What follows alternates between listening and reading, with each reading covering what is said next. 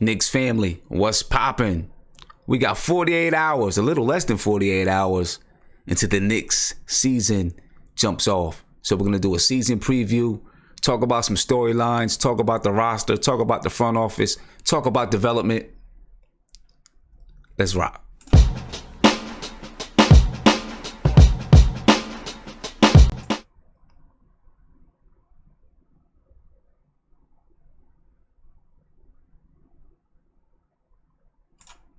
Knicks family, what's poppin'?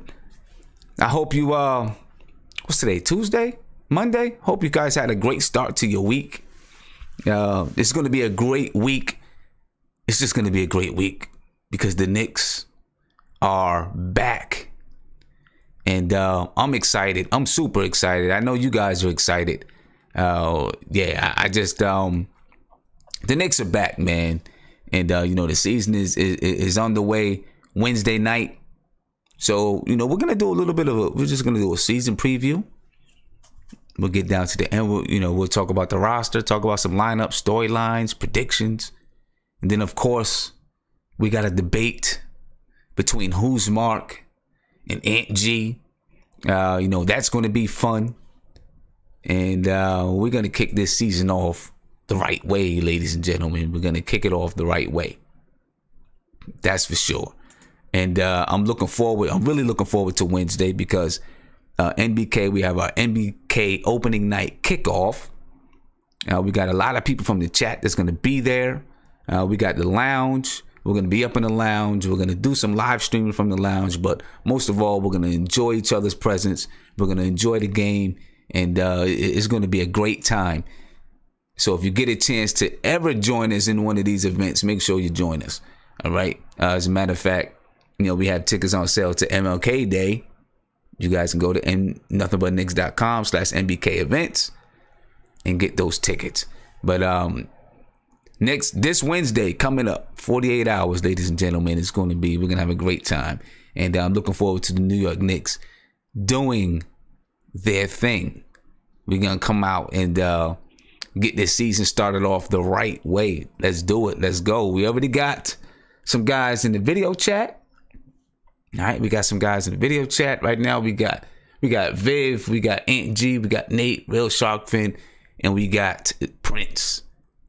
All right, so we're gonna start talking to these guys. We're gonna get them over here, talk to them. Somebody else just knocked to get in. Let's see who this is, and it is.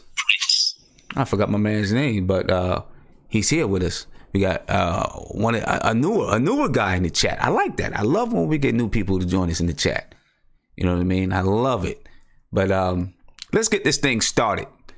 Let's get it started. We're gonna break down for the first hour. We're gonna break down. We're just gonna break down the Knicks and have a good time doing it. All right. So let's get to the chat. I'm gonna start off with Viv. If Viv, you just wanna give a quick what's up to the chat. What's up to everybody? We're gonna get rocking. Sup, Sim? Shout out to the chat. What's going on, Sim? I'm good, man. How are you? I just finished another fantasy league. Just before getting on, I finished another fantasy league. I didn't see where my team is ranked, but I guess it'll be okay. I took a couple of chances in this one, but I guess no one worries about the rankings now. It's all about what happens in March and April. Exactly. For March, actually. So definitely, yeah. Yeah, I just finished it. I did a draft yesterday. Including ours, we got 2. I got 2, so Yeah, it'll be fun. I got like 4, and then I got like 2 football drafts. I'm loaded, but it's all good. It's all good. It's all fun, right? Yeah, it's all in fun. I probably lose every single one of them, but it's all good. Hey, man. I used to do 4. So I'd balance it. If I get 2, if I'm 2-2 or whatever, or if I have 2 good teams and 2 bad teams, I'll settle for that. Right, but, there you go. Yeah. Look, I had to mute everybody in the chat because, our boy Nate, mentioned something that's like a donkey-worthy statement, Yeah. So, okay. I did take attention for what I was. That is donkey of the day worthy, Nate. That might be the top 2. But, that is donkey of the day worthy, Nate. Yeah. And G, so what's up? No, he wouldn't, man. You don't let Porzingis walk. You just don't. What's up, Aunt G? What's going on? What's up, Aunt? What's up, Sam, man? Yeah, man. Nate is starting this night off, man. Starting the night off already. All right. Let's see what Nate's talking about. Man. Nate, what's popping, man? What's up? What's going on, Sim? Shout out to the chat, man. I hear you already got the chat in shock mode. Oh man, we're talking about on? KP, man. We're gonna get a chance to talk about it. So save it for then. How about that? Let's save it for then. You know what I mean? We don't need to get everybody riled up already. We haven't even started. Jeez. Hey man, gotta start somewhere. Real Shark fan, what's popping, man? What's up, Sim? What's popping? Shout out to the chat. Yeah, your week started off well. Hey, it started off. Got a little sick over the weekend. Got a little sick, but it's out my system. I got a strong system, man. Okay. Somebody touched me with the bug, man. It jumped in me a little bit, man. But I'm good though, man. All the sharks are still in the water. All right, no doubt. You're not the only one, man. I felt a little bit under the weather too, because we're to the point where the weather is starting to change a little bit. You know what I mean? Yes, sir. Yeah, it caught me. It caught me a little bit. Love it. Yeah. Prince, what's popping, bro? Man, shout out to chat still, man. With my boy Fizz, man. Hey, man, grab a strap, man. We got 2 days. It's time to go, man. We got time 2 to days, get locked brother. and loaded. That's what get the strap, man. 50 Cent, get the strap. Yeah, we got 2 days. We about to get this thing rocking, man. And then we got my man right here. What's your name, my man? New guy in the chat. Oh, hey, what's going on, Sim? What's your name? John, was you in the last chat? Yeah, I was. Okay. Friday. Okay. See, when new people come in, it takes me a little while to remember who it is. All right. Glad to have you back, John. Thanks for having me again. Glad to have you back. All right, so chat. So check this out, chat. I got a bunch of slides and topics that I'm going to be going through. So, I know you guys are going to be talking in the background, but I'm going to need you guys to be able to input on some of this stuff.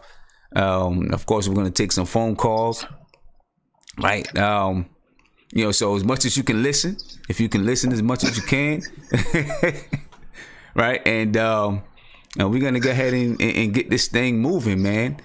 All right, we're going to go ahead and get it moving.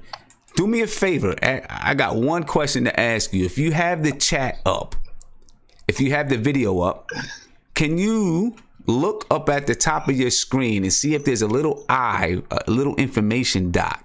If there is, if you have the video going, is there a little information dot so that we can use this poll to vote on the winner? Do you guys see that at all? Just let me know if you see it.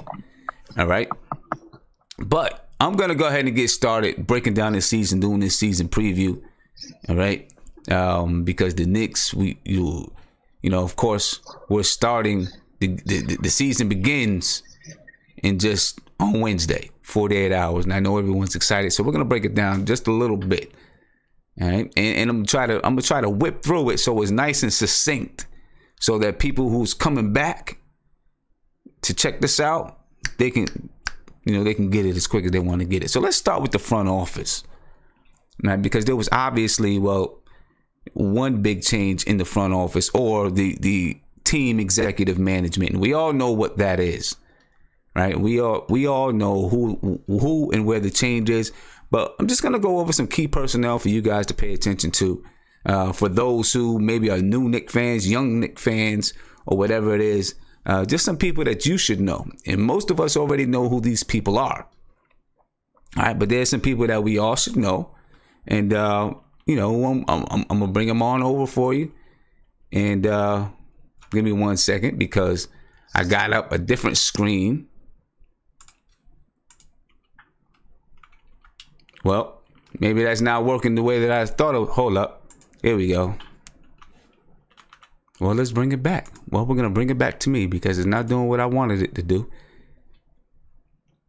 Not exactly sure what I did. But anyway, we'll go ahead and we'll talk about the front office because we know who's in the front office, right? In the front office, you got CEO James Dolan, right? That's in our front office. CEO James Dolan. Of course, we also have in our... Then, of course, we have our general manager, Scott Perry. And then our head coach is David Fizdale. That is our brain trust right now. And what I want to find out from the chat is, do you believe in this brain trust? Is this a brain trust that you believe in? And that's how we're going to start off. And as soon as I can get the graphic up, I'll get the graphic back up. All right. But I just want to know from you, I'm going to bring you over. Is this a brain trust that you can trust? All right. And I'm going to ask you to keep it quick. All right. Keep it quick so we can, so we can move through this. All right. So I'm going to bring you up right now. Chat. I'm going to start with John, since I got you up, John. John, is this a brain trust that you can trust? That you believe in? Is this a brain trust that you believe in to get the season off? Hello? Yeah, can you hear me, John? Yeah, can you come back to me? Actually, I'm having a little difficulties with my microphone. Couple of difficulties? All right, let's come back to Viv then. Viv, is this a brain trust that you can believe in? Sure. They've stuck to a plan. They resisted temptation. And they've kind of told us that they are going to be patient. So you have to trust them. I mean, who else is there to trust? Okay. I mean, but do you wholeheartedly believe in them? That's what I'm asking. Do you wholeheartedly believe in this brain trust? I mean, you always have to keep, like one eye open. You just never know with, these New York, like with the history of the team dating back 20, 30, 40 years, whatever. So, but look, I trust him. Perry's shown that he's kind of a shrewd general manager. He's brought in a team of people that, clearly help him out with decision making, and you can tell that with the even with the head with Fizdale, right? He brought in a team of competent assistants around him. It's not like yes men or whatever. So a lot of the people that are working for him, they used to be in the video coordinator. So they came up from like the video room. So those type of people are always very hungry and very focus on detail, focus on attention, attention to detail, right? So, it's clear that there's no sort of agenda that any one of those three have. So, I trust them, and I like that they didn't, fall in temptation with the Jimmy Butler and whatever nonsense. So, yeah. I'll give them this year. So we'll see what happens. And that's something that I feel, that makes me feel very confident with this. With these guys, that they didn't fall into the whole Jimmy Butler thing. That really makes me feel confident. Guys, I got the graphic up. I apologize for not getting it up earlier, but you see it there. CEO and Chairman James Dolan, President Steve Mills, General Manager Scott Perry, Head Coach David Fizdale. Ant, let me get to you, man. What do you think? Sim, I trust 3/4 of that list.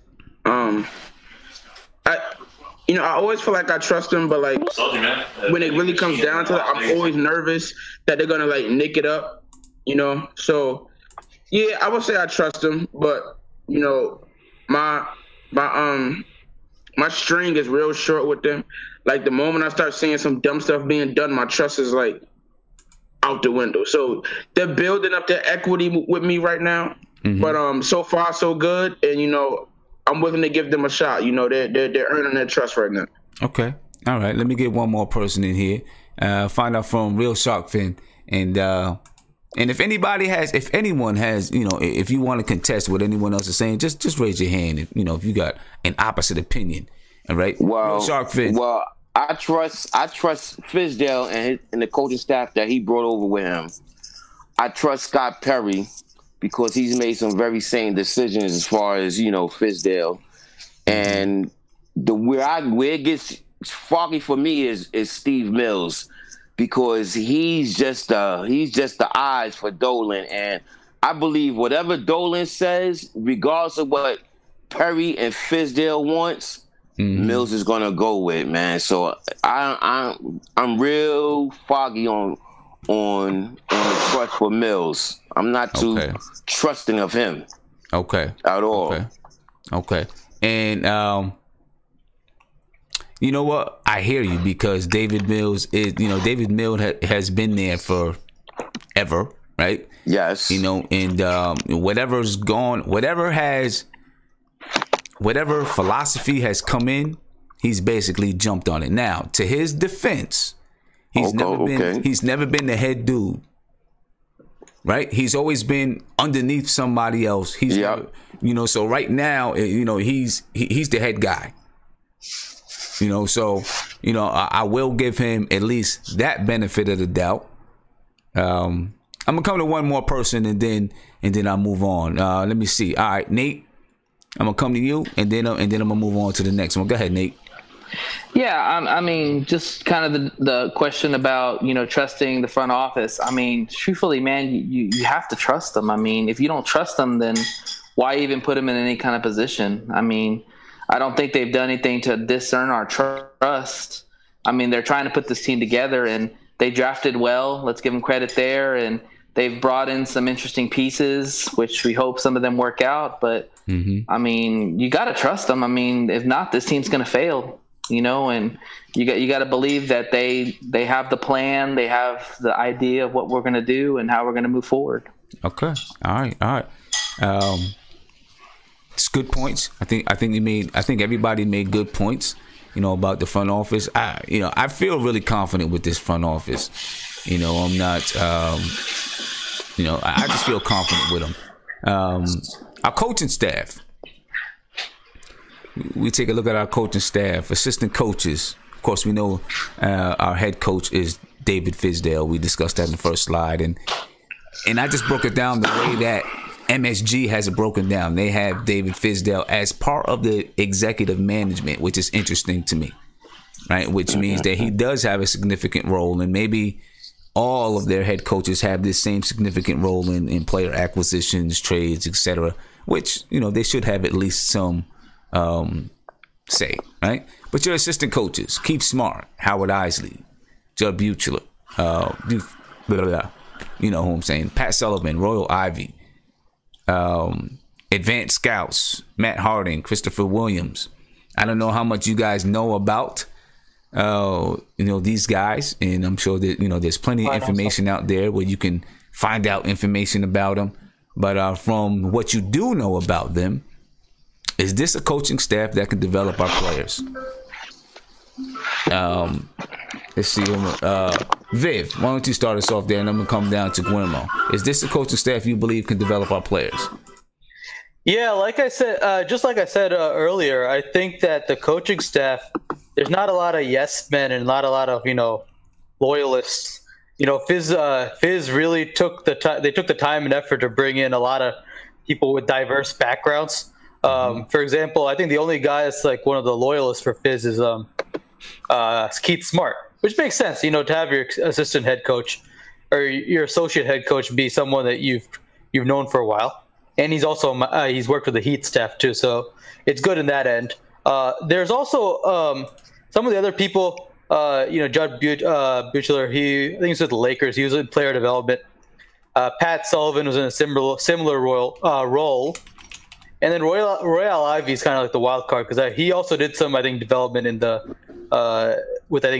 Thunder D-League team, and he was also a rookie, and he played a few years while Fizdale was an assistant under the Hawks. So there's a little bit of a relationship there, but I like the diversity with the coaching staff. There's also a couple other people that I don't think were mentioned on this list. One guy is Caleb Canales. I believe he's a video. I don't know if he's an assistant coach per se, but I think he's on the video staff. A video guy. So yeah, he's one of the video guys. But he came from the video room, so I don't know his exact role. But I know he was orchestrating some of the practices during the open practice, or some of the drills. During open practice. Yeah. And another guy that wasn't mentioned that probably has to be mentioned is I'll tell you the name right now because I actually asked someone about it on Twitter. Yesterday. That person's name is Ross McMains. He's actually the video coordinator. But he was working with the G League squad last year, native from New Zealand. So, look, I like it because it's a diverse staff. A lot of them came from the video and player development roles. So they all understand what player development means, and they all understand what the hunger means. So you won't see a lot of complacency. So I trust this coaching staff, more than 100%. Okay. All right. Guillermo, I'm coming to you, man. And I only really know about Howard Isley, Keith Smart, and Royal Ivy. I really don't trust anything. That's not to say I don't like Fizdale or anything, but I've been a Knicks fan for too long. You gotta just show me on the court. You got a bunch of former guards. You have Howard Isaac, who he wasn't the most flashiest player, but he's a guy who worked hard, defended. And Royal Ivy, who he was talented, but I think he got some injuries and some stuff with the Sixers and whatever. So if this guy has the so-called pedigree, Fizdale, in terms of making your point guards better. So I better see a lot of these point guards and these shooting guards play some defense, play hard, play smart, play tough, and accountability. And that's the only way I could really say I'll build up trust with them. I don't care what good things you say. I want to see development from these players, and I want to see a system on both offense and defense where it's not just Frank going out there and giving his energy on both sides. I need to see Tim Hardaway Jr. show me something. I need to see Trier show me something. So it's about accountability with me. I don't really care about the names and stuff. So okay, that's how. All right, that makes a lot of sense. Makes a lot of sense to me. Let me see. I'm gonna come to one more person. All right, Nate. I'm gonna come to you, Nate, and John, Prince, and Real Shark Fin. I'll get to you on the next one. But Nate, finish us off with that, and then I want to talk about returning players and players who've left, etc. Yeah, I like Royal Ivy. I think that was probably one of the gems of our staff. He's up and coming. If you watch him, when they interviewed him at halftime of the Nets game, he broke down exactly what the Knicks need to do. And I've seen a lot of Knicks games where the assistant coaches didn't know. They kind of just spit the same stuff out. But Royal Ivy actually explained what they were doing wrong, how they could fix it, what needs to be done. He just seemed very detail oriented. And I like that because, like you said, Sim, they see stuff that the coach doesn't see. Right. And okay. I appreciated that about Royal Ivy. And I actually think he's got a possibility of a potential, maybe a head coach later. I think he's very talented. And if you look at his background from Texas, he was a tough-minded guard that, basically was just the floor general of that Texas team when they had all those talented players. So okay. I like him. I think that he's going to be one of the top assistants on Fizz's staff. So. Yeah. All right. I have a slide up and it's been up for a few minutes. A graphic up on the screen. We have returning players and players who are gone. All right, returning players. And, we have a lot of returning players this year, which is a good thing and a bad thing. Bad thing because we had 29 wins last year. So that means these players really contributed to that 29-win season.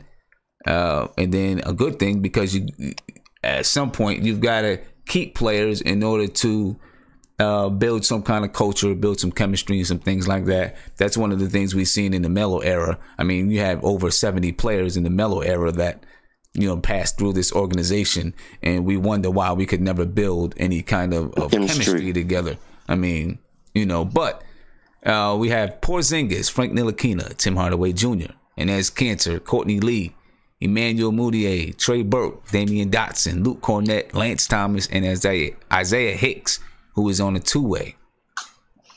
Players gone. Kyle O'Quinn, Michael Beasley, Troy Williams, Jarrett Jack, and Joakim Noah.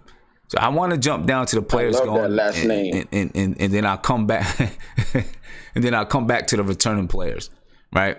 After the players that are gone, Kyle O'Quinn, Michael Beasley, Troy Williams, Jarrett Jack, Joakim Noah.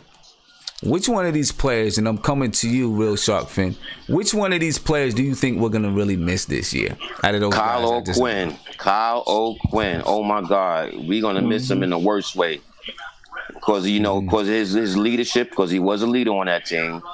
His play, he played hard every possession. Mm-hmm. And we just missed him as an overall individual. We're going to really miss him. Yeah. We're going to really miss him. I agree. I think we are definitely going to miss Kyle O'Quinn. I'm definitely in agreement with you there. He's, we've seen it. We've seen it already when Kanter went out. We didn't have anyone that can pick up those rebounding, that can pick up in a rebounding department, right? I think that's going to hurt us right there. Yeah. Let me gonna miss his passing a lot. His passing from the elbow, definitely. I think we'll miss a lot of those passes from the elbow. Prince, I was on that list, man. That list that I just named. And maybe you can see it on the screen. I don't know. But who do you think we're gonna miss from this list, man? Honestly, I like you said.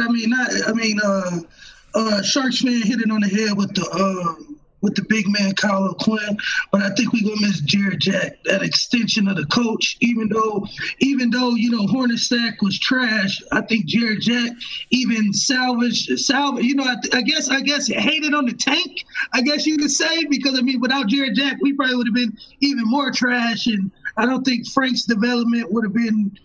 The little development we seen would have been that much more, because I think Jared Jack really held our team together last year. I think he really, exemplified a real, like I said, a cat who been in the league for a long time and just a pedigree guy.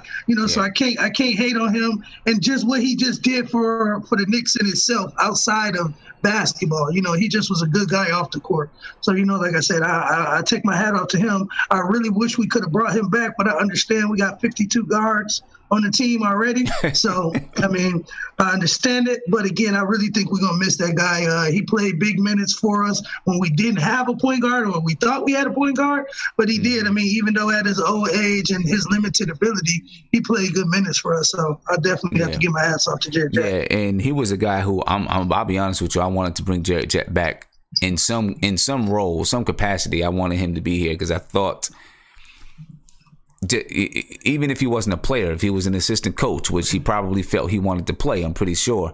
But the relationship that he built with Ntilikina, even Trey Burke, I felt it would have been a positive thing to continue to keep that consistency, right? Keep that same kind of voice around, because he really did show that he has the leadership ability. He has the ability to be a coach. Obviously, we know that. We can see that.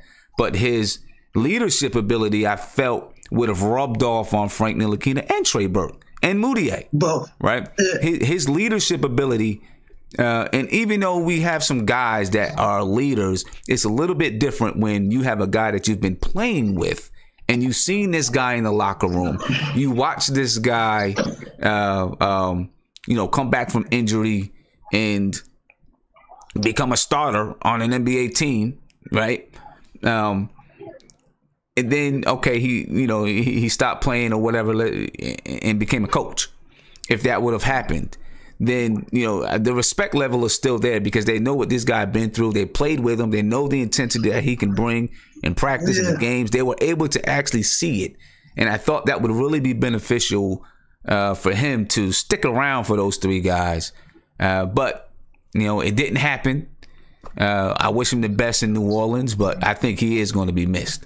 I do. Let me see what John, what do you think, man? Of those guys that are gone, who are we going to miss the most? So I agree with Shark fan as well. Definitely with Kyle O'Quinn. We're going to miss the nights where, if Venus Kanter was down, his rebounding, his hustle, just able to fill in that 5 spot for us. It was huge. But somebody else I wanted to allude to, I think I was actually going to say with Beasley. You were saying the other day too, we could say that Hezonja is Beasley's replacement, but we just haven't seen enough from Hezonja. And as you were saying the other day, his passing game is a little inconsistent. He just doesn't attack the rim. Like, I've seen nights where he'll drive to the basket. It looks like he'll go for the layup and just dishes it out. Beasley was just the walking basket, and it's just like on nights where Trae Young's just, not hitting his shots, nothing's flowing. Who could have really pick up that second unit in our bench points, I feel like Beasley, had we used that money on him, whether it was smart or not in terms of rebuilding, it would have just been more possibly productive. But who knows, I think Hezonja could still turn it around, but that's just my take on it so far. Yeah. I'm a little bit, I'm a little bit, I don't know about Hezonja. I'm not sure about Hezonja right now, but I got you. Okay, Michael Beasley. And Michael Beasley would have, right now, whose Mark has always asked the question, who's going to score 20 points for us? And he's brought up a lot of concerns about us being able to score, over 100 points per game. Beasley definitely would have helped in that area. But then, of course, you needed, where would the room have came for Kevin Knox, etc. So I do understand why you wouldn't bring Beasley back. Hezonja, is he? Like I said, I don't know. I'm not sure about Hezonja right now. I'm gonna get to a call, guys. I'm gonna mute you guys. I'm gonna get to a call, but I'll be back to you shortly. All right, and be back to you shortly as we continue to go through this season preview. And if you are just joining us, we're in the middle of doing a season preview because, of course, the season is coming up in just 48 hours, less than 48 hours. Subscribe to the channel so you can get updates all season long. You can see us live all season long. Hit that like button. Throw a comment. We'll keep talking about this. Keep talking about the Knicks. Nah, it's a confidence thing with his own. You can see when he plays. When he played last game, like I said, when he drives from the wing. There we go. Sorry about that. But yeah, hit that subscribe button, regardless of somebody jumping in to cut me off. Caller, you on live with Nothing But Knicks. What's popping? Yo, can you hear me? My man. Yeah, what's up? What's going on with you, bro? What's up with you? What's going on, Sam? I'm chilling, man. Right now we hitting this season preview, and I'm just trying to, I want to know the players that we lost this season. Who are we gonna miss the most, in your opinion? I mean, honestly, losing Jerry Jack, even though we all doubted him and talk mad bad, we talk bad about Jack, but honestly, we seen what he did for Curry. Even through Curry's injury and things like that. Mm-hmm. At the end of the day, I really trust his front office, so I understand why they let him go. During this off season, we heard, guys were working with, Clyde Frazier, talking, him mentoring cats and things like that. So I can see where this front office is going. Okay. You know what I mean? Yeah, I hear you. So at the end of the day, I called about 3 months ago, mm-hmm. and I was just trying to be optimistic about everything that's going on. We're finally on the right track. We're starting Frank, we're starting Knox. Who we need. These are the future cats on our team. The guys who should be starting, throwing them into the fire. We talk about it, but it's really happening now. Now, do we know that we're starting Frank already? Frank's gonna start. I'm hoping. I'm hoping. I'm not trying to sound like who's coming ahead all cocky and things like that, but Frank's gonna start. Okay. It's hit or miss for Frank right now. Okay. I hope so. Listen, I want Frank to start big time. So I hope that you're right. I sincerely hope that you're right, man. Hey, I appreciate the call, bro. Appreciate the call. I know I got a lot to move through tonight. I hate to cut you off, anything like that, but I want trying to move through this so we can make sure we get all this information in because there's a lot here. Right. All right. Appreciate it, bro. All right, no problem. Shout out to the chat, but the last thing I want to say, Sam. Mm-hmm. With Kevin Knox starting, it's a guarantee Frank's going to start. They're throwing cats into the fire. After the season, this is going to be a rough season for us. We all know this. But for them saying Knox is going to start at the 3, it's guaranteed Frank is going to start at the 1. Well, they're throwing cats into the fire because after the season, it's no going back after this. Yeah, we're going after free agents again. Where you're going to see. Yeah, I'm going to hit you up again. I'm going to hit the chat again. Definitely. Because on Wednesday Frank's starting, Knox is starting. I hope so. I mean, I want him to start. He's in my starting lineup. So, but definitely, hopefully, well, we'll see my starting lineup. Hopefully Frank does start. The players returning, we've been talking about the players that we have that have returned. We've been talking about them all along. So there's not much to go in to talk about there. We're going to talk about these players later on. One guy that I think we're going to miss, though, is Troy Williams. I do think we're going to miss Troy Williams. I was a little bit confused as to why we cut Troy Williams. I thought that Troy Williams was...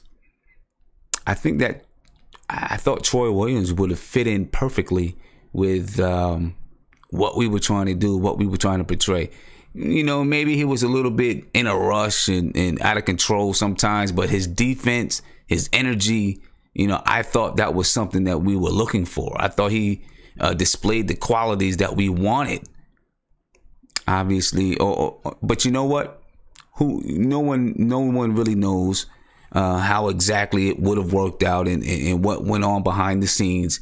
It very well could have been that he had a better opportunity elsewhere, and so the front office just said, "Hey, go ahead and take that opportunity." You know what I mean? But he's a guy that I really thought was going to, would have flourished under David Fizdale. Let me get to one more call. Caller, you on live with Nothing But Knicks. What's popping? Hey, what's going on, Sims? It's Rob the Nick. What's going on, the Nick? What's happening with you? Nothing. Ain't nothing. I had to mute the phone, so I don't know what y'all talking about right now. What's going on? Well, right now we're just talking about players that left that we might miss as we're going over this season preview. Kyle O'Quinn, Michael Beasley, Troy Williams, Jared Jack, all these guys left. Well, not left or didn't get. Oh, Joakim Noah as well, of course, just got waived. So right now we're talking about these guys. And who we would miss the most? I think Jared. I would have to say Jared Jack, and the reason why I would say that because even during the games, now Kyle O'Quinn is one too, but the vocal, the one that I seen like vocal, like really giving instructions, and it looked like he was like teaching. Mm-hmm. It was Jared Jack, because he would pull him over. He would pull like McKean over to the side, give him instructions on things that he's been doing, the things that haven't been going well for him. And he's been doing that like pretty much even when he was hurt. And then when he played and backed him up, he always seemed as though that he was giving out a lot of instructions to the guards, Trey Burke and all of them. So I would have to say Jared Jack from what I've seen, during the course of the games. Yeah. He was like, he would be the one, and Kyle O'Quinn, he was too, but he was more of like a fiery leader. I'd rather never seen him like with the instruction part of it, but it looked like he led by example. He played hard, rebound hard, so. Okay. And I would say like, yeah. Before I let you go, let me ask you this. I'm going to transition to this real fast before I let you go. Key acquisitions. Right, our key acquisitions this year. Of course, we have the rookies: Kevin Knox, Mitchell Robinson, Alonzo Trier, who is on a 2-way contract between the NBA and the G League. Free agents: Noah Vonleh, which I spelled his name wrong, I believe. Mario Hezonja, which I think I also spelled his name wrong. I was rushing to get this done, guys, so don't judge me. And Kadeem Allen. Okay, I would say out of all of them, even though Knox was like the number one pick, but what's showing to be the best acquisition that we got is Alonzo Trier. It's starting to look like him. Mm-hmm. He's out the blue, and he's showing that, like, pretty much that, he's one of the best guards on the team already. He has shown that. He has shown that. Yeah. Okay. All right. And then everybody else, like Zonia, I see a lot of inconsistencies with him. And, a surprise was Mitchell Robinson, but he's not ready yet. Knox seems as though in summer league that he was going to be showing more going into preseason, which now that he didn't, so it looks like within the first 10 games, he's going to be struggling. But the one I think that can step up in and score between 10 and 15 points right now is Trier. Trier? So I would say Trier. There's a lot of momentum behind Trier right now. Clearly because of what he's done in the preseason, there's a lot of momentum behind Trier. You know what I mean? And it's deserved. Clearly, it's deserved. Can't hold him back. Yeah, it's clearly deserved. Obviously, we shouldn't give up on Kevin Knox. You know what I'm saying? No, they're not giving up on him, but the acquisition, like you said, something that came out the blue. Now I feel as though Kevin Knox he's going to take probably about 15 games to get into what he really needs, where he really needs to be to start before he start making strides to be an NBA player. But if you look at Trey, he's a senior, he's older, and his body size say I can play right now. All right. Hey man, I appreciate the call. I'm gonna get over to the video chat. I didn't mean to cut you off. All right, that's it. I'm trying to make sure I get through all of these but I appreciate the call, bro. All right, I'm going always back a pleasure. To listening. Peace to the chat. Right. I'll holler back. Peace, man. Have a good one. All right, so there we go. Those are our acquisitions, and I made the change, guys. So, don't judge me on my mistake earlier. Now we got it right. We got it good. Spelling's right. I don't want, Mario Hazonia tweeting me or something. All right, so I'm coming to the video chat. I want to know what the video chat of our key acquisitions. Who do you think has the potential? I know one of the main guys that we said we were going to miss was Kyle O'Quinn. Of our key acquisitions, can anybody do what he did? Can anybody replace what we're going to miss in Mario Hazonia? Can anyone place what we're going to miss in Michael Beasley? Hopefully, we would hope that Kevin Knox would be the guy, right? I don't. Obviously, clearly, all these guys are young. No one's going to replace what Jarrett Jack did, right? But talk to me, guys. Talk to me. I'm gonna come to Real Shark Friend. I'm coming to you, man. I think in the free agents, I think Noah definitely is going to help us a lot, man. I got a lot of confidence in his game. He has a lot of confidence in his own game. He knows what he got to do once he gets out there. Excuse me. And I'm really looking for Mitchell Robinson to really show us something, man. Kevin Knox is kind of a given that he's going to be good, but Mitch is. I think he's the wild card out of those three right there at the top. Okay. Let me see, Ant. I'm coming to you, Ant. What do you think out of the guys, our new acquisitions? Can these guys replace what we lost in Kyle O'Quinn, Michael Beasley, Jarrett Jack?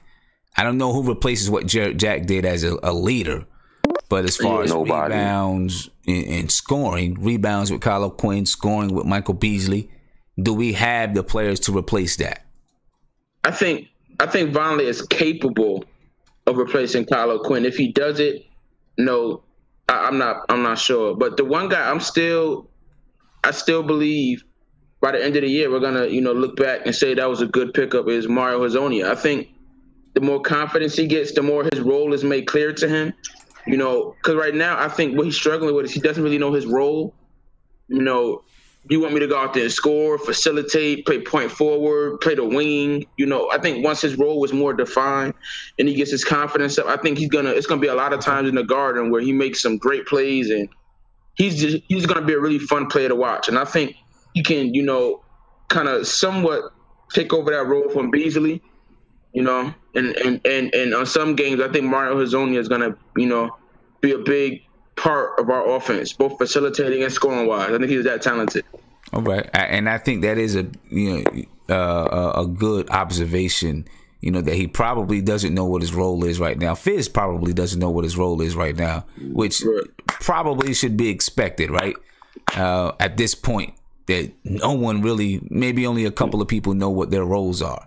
Right. Kanter, I'm sure, knows what his role is. Tim Hardaway Jr., I'm sure, knows what his role is. Maybe Kevin Knox knows what, and maybe he doesn't. Maybe that's up. That could be up in the air. But those are probably the only guys that really know what their roles are right now. Yeah. And Fizdale's working that out. and I think that contributes to a lot of the sloppy play and a lot of our assist numbers being low. Because I think when guys don't really know, what is expected of them when they get on the court, I think sometimes they play a little hesitant. They're not as sure of what to do. I think once guys become a little more sure of what to do, then our assist numbers will go up and we won't be as sloppy. Okay, all right. I'm gonna come around to you, Isaiah. Coming to you, man. Tell me what you think, man. New acquisition. Wait, do the draft picks count too, or? Yep. They went up on the screen. We got them up on the screen. Draft picks count. I believe Mitch and Tier are going to be our most significant ones. I think Alonzo Tier and Mitch. Alonzo Tier, man, he's playing like he wants to win Rookie of the Year or something. He wants to win something. And Mitch, I think if he plays the home games and just plays the G League, man, I think he's going to be something special. And we got him locked up for a couple years, man. So I believe, Mario. I do agree because I even read an article today that he just doesn't want to step on toes right now because he wants to know he wants to fill everybody out. And if it does work out, I think Mario will be. But for right now, I'm with Tier and I'm with Zoe.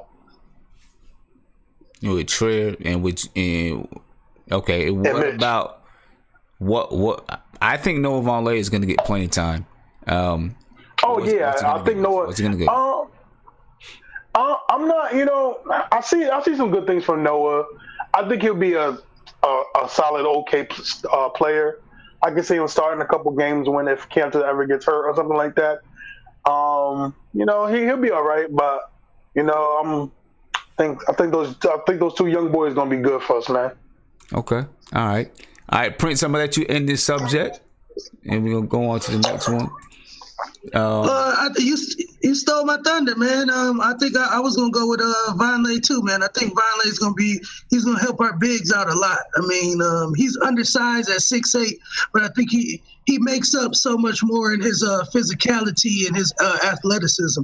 So I'm looking forward to what he can bring. Herzonia, I'm definitely hype about what he can do once he settles down and he can really play his game and understand his role. I think our team will really start to, unfold. But I think, like you said, you stole the thunder from me, and I think Vonleh is going to be one of our key acquisitions this year. Hopefully, to help pick up some of the minutes from Kyle O'Quinn. Okay, all right. I hope so. I think Vonleh is an active body. He's really active. I don't think he's a starter. Just from the way that I see him play, I don't think he's a starter. I don't know if he has control over all of his body limbs. Sometimes, you know what I mean? He's like, I think, because he's so active, because he's so active and he has all this energy on the floor, he's going to bring something. There's no way that he doesn't bring something. I think he's going to bring something, I think he can definitely be a contributor. Will he give us what Kyle O'Quinn gave us? I don't know. Kyle O'Quinn, even though he was a little boneheaded from time to time, I liked some of the things that Kyle O'Quinn gave us on the floor. Obviously, his rebounding, he could hit that mid-range shot. It looked like he was trying to, move his shot out to the three. He could pass from the high post. And listen, I seen a picture of him working out with Kanter, and he looked like he was in great shape. He was in really, really good shape. We'll see what happens. We'll see what happens, man. With Vonleh, I'll be watching Kyle O'Quinn too to see if he has a good year, good season. Top players. Who are our top players offensively? I think we kind of know it already. I think we all have an idea who the top players are offensively right now. Who, in my opinion, clearly Tim Hardaway and Kanter, and I have a question mark with Kevin Knox right now. I'm not gonna lie, even though that's my guy, and I'm talking for this season, 2018-2019, right? is Kevin Knox going to be one of our top, like, is he going to be a top 3 scorer this year? I think that he will be. When it all comes down to it, I think that he will be. But there's a question mark right now. There's definitely a question mark. Let me see. Guillermo, I'm coming to you. Wait, hold on. You said Kevin Knox is going to be could be a top 3 scorer for us? Who's our top? I have a question mark next to it. Who's our top 3? I'll say our top 3 scorers is going to be Kanter, Tim Hardaway Jr., because I think they're going to showcase him and try to trade him out. And then maybe the next guy will be if Trayer gets a lot of playing time or Trey Burke. I think I forgot about Trey Burke. And I'll say this about Kevin Knox. Kevin Knox is either if he's not going to be a scorer if we don't have a system in play where he's coming off ball screens and getting high percentage shots like he did in Kentucky for his style of game, then if we don't do that, he's definitely not going to be a top 10 player, top 10 scorer, because he's not a guy who's going to like beat you up the dribble. He's kind of limited in how he approaches the basket, so he's not the greatest of drivers. He needs to still develop that, and he's not the greatest knockdown shooter. But when he's in a rhythm, when he's in a flow, he can be deadly, and he needs to get the offense to kind of be predicated around him. So those are my top 3 guys. But of course, I don't know how I forgot about it, but one of my top guys is obviously Trey Burke, because Trey Burke can score the ball. So that's because your favorite player, man. Come on, Trey Burke is. Yeah, I forgot about Trey Burke. I don't know how I forgot about. I guess because I was going so fast trying to get this done. But yeah, Trey Burke is clearly one of our top scorers. With Kevin Knox, can he be in the top in the top 3 scorers this season? Guillermo, what do you think? Kevin Knox, I'm sorry. You couldn't hear me? Yeah. Can Kevin Knox be one of our top 3 scorers? You got to play an off-ball system, Sim. If we don't have that, he's not an ISO guy. He's not a guy who is going to take you one-on-one. I know he wants to play LeBron and Durant and show out, which is good confidence, but that's not And he's not a guy who's going to take you ISO. He's not the guy you give to the game. Right. Not yet. Right. Hopefully he can develop that. He's a guy who he comes around screens. You could do the Steve Novak screens. You could do the Golden State Warrior elevator screens. He's a guy that if we could set up a system, and obviously it might be impossible, but I like him like we should play him like Klay Thompson, right? He's a guy that he should do some down low work. He should do some work where he's running around screens, hitting that open shot. And yes, I know Klay Thompson's a hell of a shooter, but if you watch Golden State, they put Klay Thompson also in a position to succeed. Klay Thompson's not a guy who's going to cross you over and hit the crazy jump shot. He's a guy that he runs around screens. He's a motion. And Knox, remember the reports from Kentucky that he's a low energy guy at times? That's his biggest thing that he has to fight against, being that low energy guy. He has to be the guy that, within maybe 5 minutes, he's running around almost every possession on offense, and he might get the ball maybe 30% of the time until he builds a rapport where he's hitting shots and stuff. So if we have that system, Sim, I agree. He could be a top 3. He could be a top scorer for us. And if that's happening, I'll be convinced that the team is on the right path, because we have an unselfish brand of basketball, a brand of basketball that even if Kevin Knox comes out, someone else could come and replace him, when he's sitting down or whatever. You have a system where guys know their role, and it's not just Tim Hardaway jacking up shots with 20 seconds left on the clock. Yeah. All right. Let me see. I'm gonna come to Nate, and then John, I'm coming to you. All right, and then I come to Prince. Nate, what do you think, man? Yeah, I think Knox can be the top scorer on the team because he can score in different ways. I mean, he can score going to the rim. He can score from the threes. He can score in the mid-range. I mean, Kanter's probably going to be second on the team because he can score in the post. And then Hardaway probably be third. I mean, you think so? I just like the thing about Knox is that people forget is that Knox, if you listen to draft scouts coming into the draft, he's seen as a great scorer. So he's got the ability. He's just missing shots, man. Let's just be honest. He's just missing shots, and he just needs to be more confident and take it to the rim. I think he needs to take it to the rim early on to get those easy buckets, and then the jump shots will start falling and 3-points start falling. Yeah, and see, I tend to agree with Guillermo. Knox, I believe in the beginning. I'm going to say at the very least the first half of the season. I think that Knox is going to need the point guard whoever that guard is or whoever these guards are that, Trey Burke, Frank Ntilikina. Right. I think also David Fizdale, to set up some things to get Knox involved right from the beginning. Because I just believe that's his personality.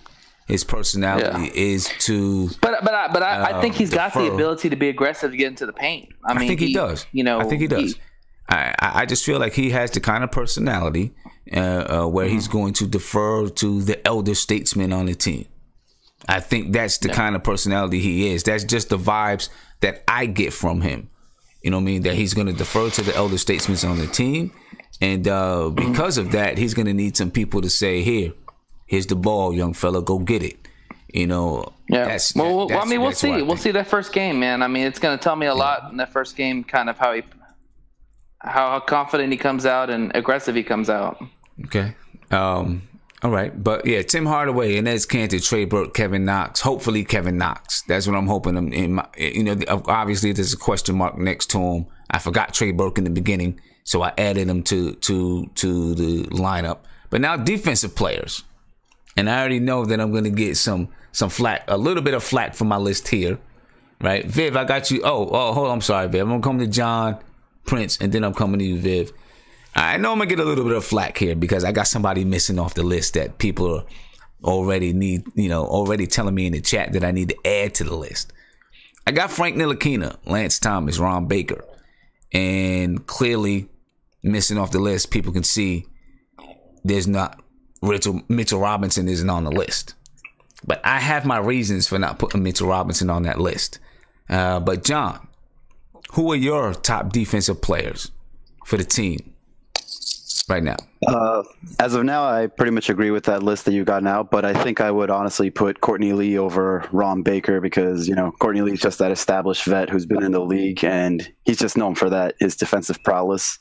Well, actually, I think my top defensive player right now obviously would be Lance Thomas, Courtney Lee.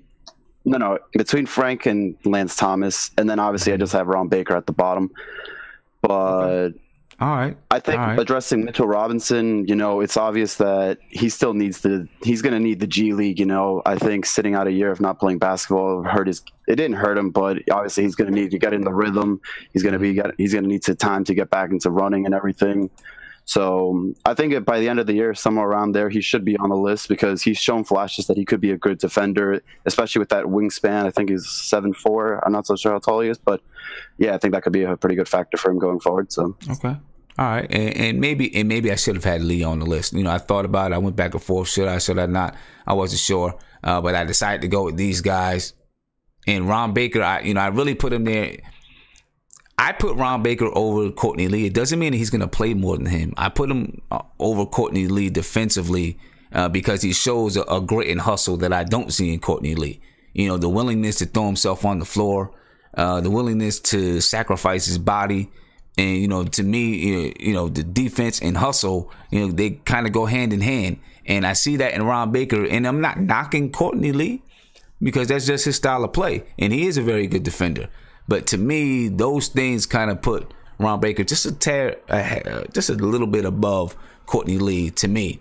You know what I mean? I'm going to come to one more person, and then I will explain why I don't have Mitchell Robinson on the list.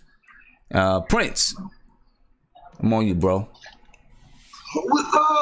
Like you said, honestly, on our squad, we really don't have too many defensive specialists. Like you said, we're going to have to stick with the 3-4 guys that we got.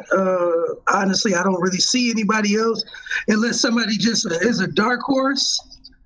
Outside of that, no, I think that's about it, bro. Okay. All right.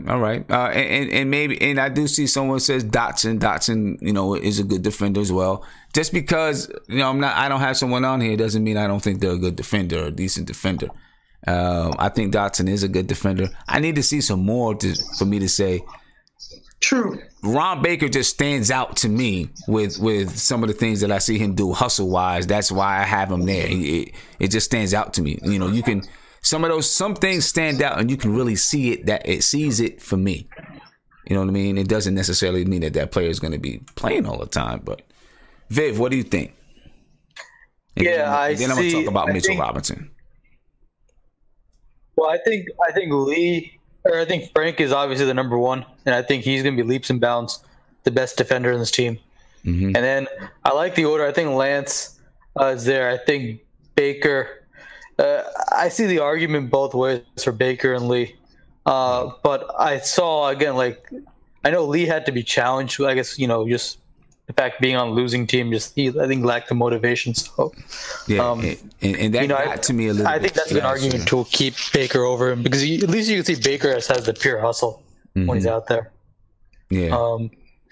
But yeah, like the Mitch thing. Look, I know why you didn't include Mitch, and I think that's there's a couple of reasons. I don't know if you want to go into them further, but I mean, there's some off the ball work that he'll have to shore up, some strength work that he'll have to shore up, and then a lot of those blocks that we saw in the preseason are just not going to be available because smarter defenders are just not going to get to take the bait. Right. They'll just pump fake him, and he'll just draw fouls there. So and that's exactly where I was going with it, Viv. So I'll go ahead and explain. The reason I don't have Mitchell Robinson is because I don't think he's going to be able to guard big men in the NBA down low. I think they're going to push him out the way really, really easy and score almost at will. Now, he does have length, and maybe he'll block a couple of those shots. But I think for the most part, they're going to be able to have their way with him down there and, and score on him. I think, yes, he is a good weak side shot blocker and he's a good on the ball shot blocker. But that's kind of like a guard getting steals. Just because a guard can jump the passing lane and get steals doesn't make that person a good one-on-one defender. I think that Mitchell Robinson will one day be a very good one-on-one defender. I just think right now his body's not strong enough to handle the strength that's in the NBA. And he's got to get, like you said, Viv, just smarter. He can't go for every single block. I've seen so many blocks that he's went for. He didn't get the fouls called, but a couple times, he's jumping in the air and swinging. And you can't miss. His arms are like 80 feet long, so you can't miss him swinging. And he's gonna get called for fouls. People are gonna pump fake him. He's gonna be in the air, and they're gonna get and ones on him. I think, and it's all due to just him being a young kid.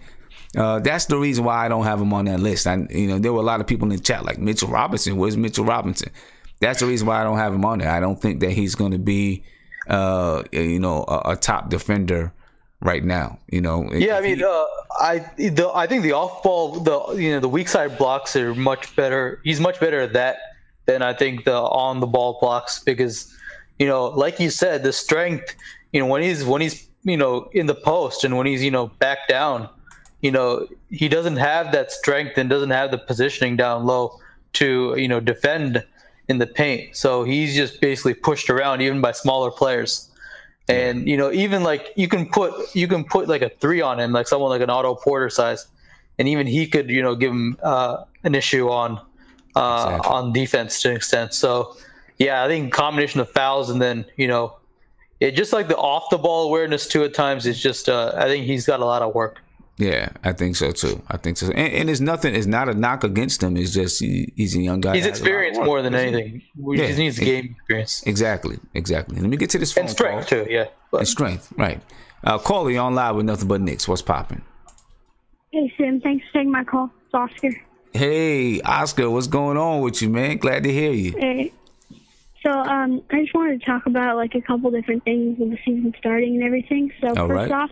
Go for it. I don't know if we've released our official roster for day one yet. I think we have, right? Maybe.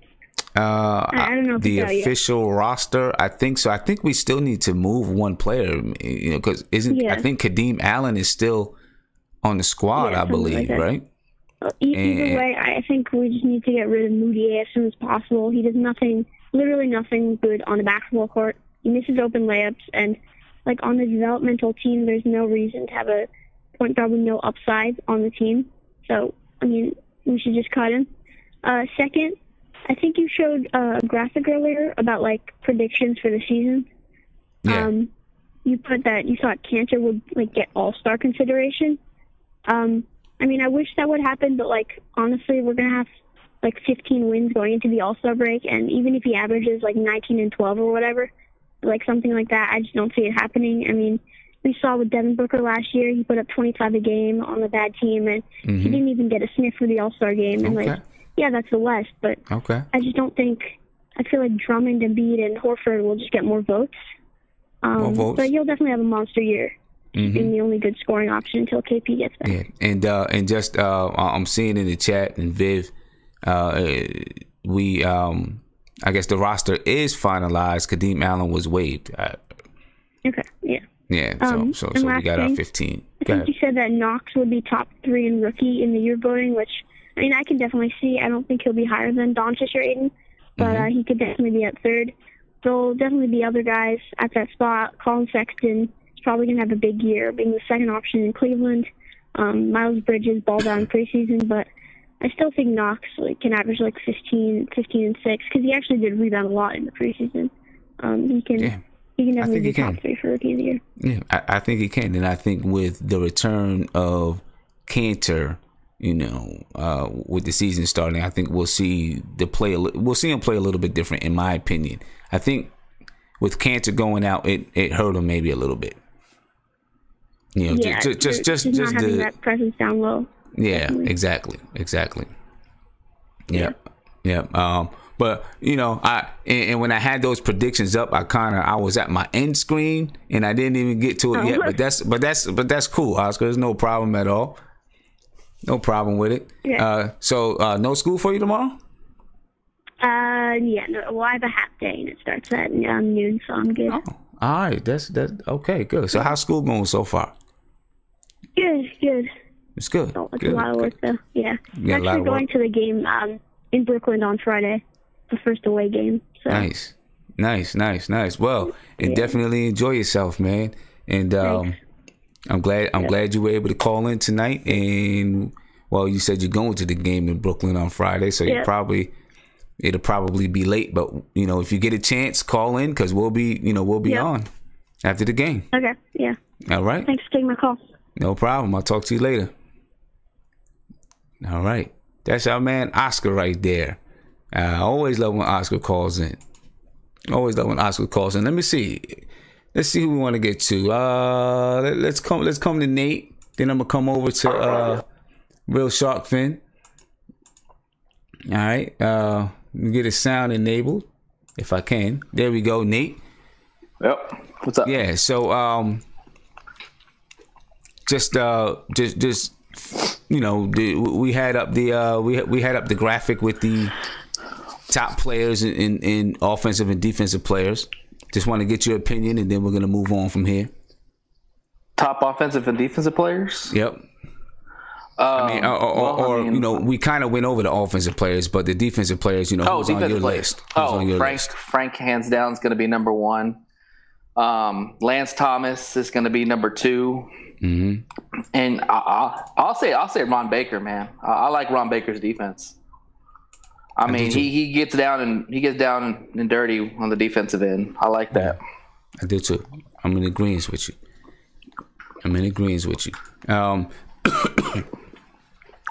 Now we're about to move into lineups. So we're going to talk. I'm going to bring up my starting lineup. All right. And I think my starting lineup for most people, will probably agree with it. There may be a few changes. Some people may have a few other ideas here and there. But for the most part, I think people will probably agree with my starting lineup. And I do want to add a caveat, though, because this starting lineup may not be here all season long. I think that David Fizdale is not sure exactly what his lineups are going to be. Even right now, I think he has an idea, but he's probably mulling over with his coaching staff, talking about different lineups, different ideas. Or maybe he does know. He's just not going to let it out yet. But I don't see why he wouldn't let it out unless it's just for tactical purposes.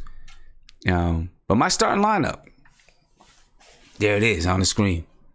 Frank Ntilikina, Tim Hardaway Jr., Kevin Knox, Lance Thomas, and there's Kanter. That's who I think is going to be the starting lineup at the beginning of the season. Right? At least right now, I think this is going to be the starting lineup. Or I think it should be the starting lineup. Right? This is who I think the starting lineup should be. Now, I would not be surprised if Trey Burke is in the lineup instead of Frank Ntilikina. I wouldn't be surprised at all. And I also be honest with you, I believe that Trier probably earned himself a chance to be in the starting lineup over Tim Hardaway. Honestly, that's just my opinion. But clearly he wouldn't because, you know, Tim Hardaway has a little bit more, he's a little bit higher in the pecking order on the team. Tim Hardaway is a little bit more used to the NBA. So, okay, let me backtrack that. Let me put it like this. Trier showed that maybe he could be a starter on this team. He probably hadn't proved that he should start over Tim Hardaway yet. Just because Tim Hardaway knows and understands the league. And there's going to be things that Tim Hardaway sees on the floor that Alonzo Trier probably just haven't seen yet. So I'll say that. Vaughn Allen says Trier is close but not yet. Yeah, maybe I'll go with you there, Vaughn. Close but not yet, just because of the experience factor.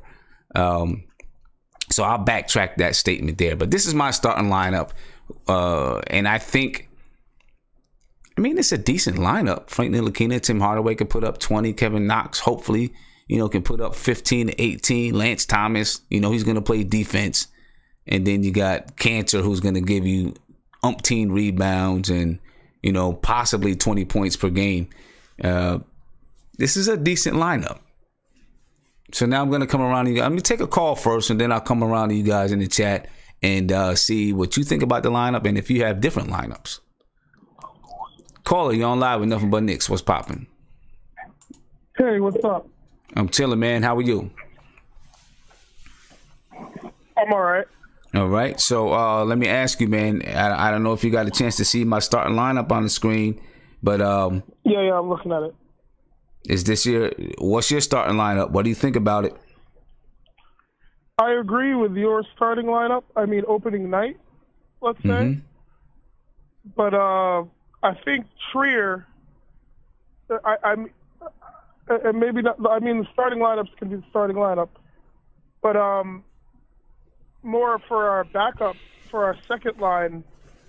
I really think Trier has played himself into getting Courtney Lee or Tim Hardaway Jr. traded, just because he's a cheaper asset. We need a big guy. We're going to need a second line rebounder, just a better secondary big man other than Kanter, more defensive minded. So I think if we could pull up Trier for his rookie $700 and something million, 100,000, and get rid of one of our big contracts. Mm-hmm. I look at that as, what Trier is going to give. I hope Trier has shown us that he's going to give us the same amount of points and whatever is at least Courtney Lee. He's not going to. I don't think he's going to go get 18 like Tim Hardaway Jr. But if we could shed $17 million off the cap by bringing Trier up and getting a trade so we can get a second-tier big man, I like that all day. Okay. All right. Well, we'll see. And this is my... Go ahead. Touch on the... I know it was a past subject, but the defense, I don't think Mitchell Robinson's going to be the best rookie we have, but I do think he's going to be the most impactful rookie we have. His shot blocking is amazing. So I don't know. I think that he's going to get pushed around. Mm-hmm. I'll go ahead. I think he's a good shot blocker, but I don't know. I don't think that he's got to know how to use more. He's got to be able to do more than just block shots, because guys in the NBA, especially down low, even on the perimeter, they're so much smarter. They're so smart, so intelligent, and they're so crafty with using shot fakes and different things. And Mitchell Robinson is so young. And listen, and this just comes from playing ball. When you got a young guy like Mitchell Robinson that wants to block shots, all you got to do is show a little bit of the basketball, and whoop, whoop, whoop, whoop, they're flying like a bird, right? And you're going to get him in the air, and that's going to be an issue with him this year, I think. I see it's going to be his issue, but I do think his length and his athleticism. I'm not saying he's going to go in there and dominate games, but I'm saying we as Knicks fans are going to be cheering when we see Mitch Robinson come off the bench and come in and he throws Anthony Davis' shot in the stands. Now, Anthony Davis is going to still get 25, 30 on him. Mm-hmm. But for those 10, 15, maybe, if he's rolling, maybe 18, 20 minutes, okay. Us as Knicks fans are definitely going to be sitting there going, yeah, let's go. And Mitch is going to show out. Don't forget the Prince. He's going to foul out. He's going to get in foul trouble. But just his athleticism alone, he's blocking three-pointers. Yeah. I can't wait to see him go in there with some pros. He already got under that Morris brothers' skin. He's going to get under people's skin, and he's going to go in there and he's going to foul out. He's going to get in trouble. He's going to play 10 minutes. Okay. But it's going to be an awesome 10 minutes for Knicks fans. All right. Because honestly, we're going to not be happy for most of the year. Yeah. If we're going to be honest. We're going to win 29. We'll see how that goes. That Sheed. Nate over here making noise. Yeah, I don't know what Nate's doing, but like Sheed. He said he's going to be like Sheed, huh? And it was amazing. We'll see. All right, man. I will. All right, have a good night. I appreciate the call. Peace. Oh yeah, and what up, Oscar? I'm proud of you, kid. Yeah, big shout out to Oscar, man. That's the guy right there. And Nate over here backseat driving. You know what I mean? Being a backseat host. Prince, man. What's up, bro? Can you hear me? What's going on? What's up, man? You see my starting lineup on the screen. Frank Ntilikina, Tim Hardaway Jr., Kevin Knox, Lance Thomas, and there's Kanter. I feel it. I think that's probably one of the best lineups we can run with. I really like Tim at the 2. Hopefully he can be that veteran leader that we really need to help Trier and Knox and Mitch when they're in the game. So definitely, I think that's probably the most productive and most defensively responsible starting lineup that we can roll out there soon. So I really like that. I like that. Okay. Do you see any other possible starting lineups than that though? I don't even want to say my boy crazy name, so I'm gonna just leave that way in the back of my mind somewhere. I ain't even gonna disrespect the chat with that. So with that being said, realistically, I wouldn't mind seeing, but again, it would sound crazy, but to see maybe how Trier would look, maybe starting at point guard. But again, that would have to be later in the season, because again, I really believe if he can learn how to facilitate the ball and run the offense and still get his, I think that's the type of point guard Fizz would love to have at there. So if we could have a starting lineup of Trier, Frank, Knox, Lance or Herzonia, and then Kanter at the 5, that would be a nice blossoming future lineup. Something maybe that we could maybe we can see that, right? Maybe we can see that around playoff time or something. See how that looks about playoff time. You know. All right. I mean, I don't think that Trier is going to make it into the starting lineup this year. But like that one guy said, he could make some of these guys like Tim Hardaway Jr. expendable. You know what I mean? True. And then you won't be afraid to trade Tim Hardaway Jr. because you got Trier and that can come in and still probably. I honestly believe that if Trier was starting, he could probably give us 15 to 18 points a game, off the pure fact that he's a guy that's gonna shoot the ball. He's gonna shoot it, and we've seen that he can score. Yeah, he can fill it up. He can score. All right, let me see. Ant, I ain't heard from you in a while, man. What's up, Ant? Yo, I think a starting lineup I could see is Frank, Timmy. Yeah, Frank, Timmy, Kevin Knox, Hazonia, and like Kanter. I mean, that lineup isn't great defensively, but it's very versatile offensively. Mm-hmm. So that's something I can envision Fizdale, tinkering with, down the line. I could also see him,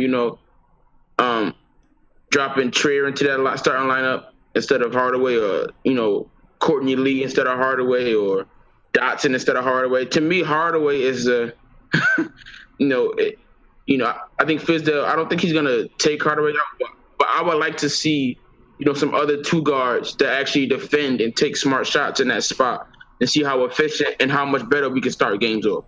And a guy like Dotson, he's gonna come in, he's gonna knock down open shots, he's gonna defend, they're gonna play within the offense.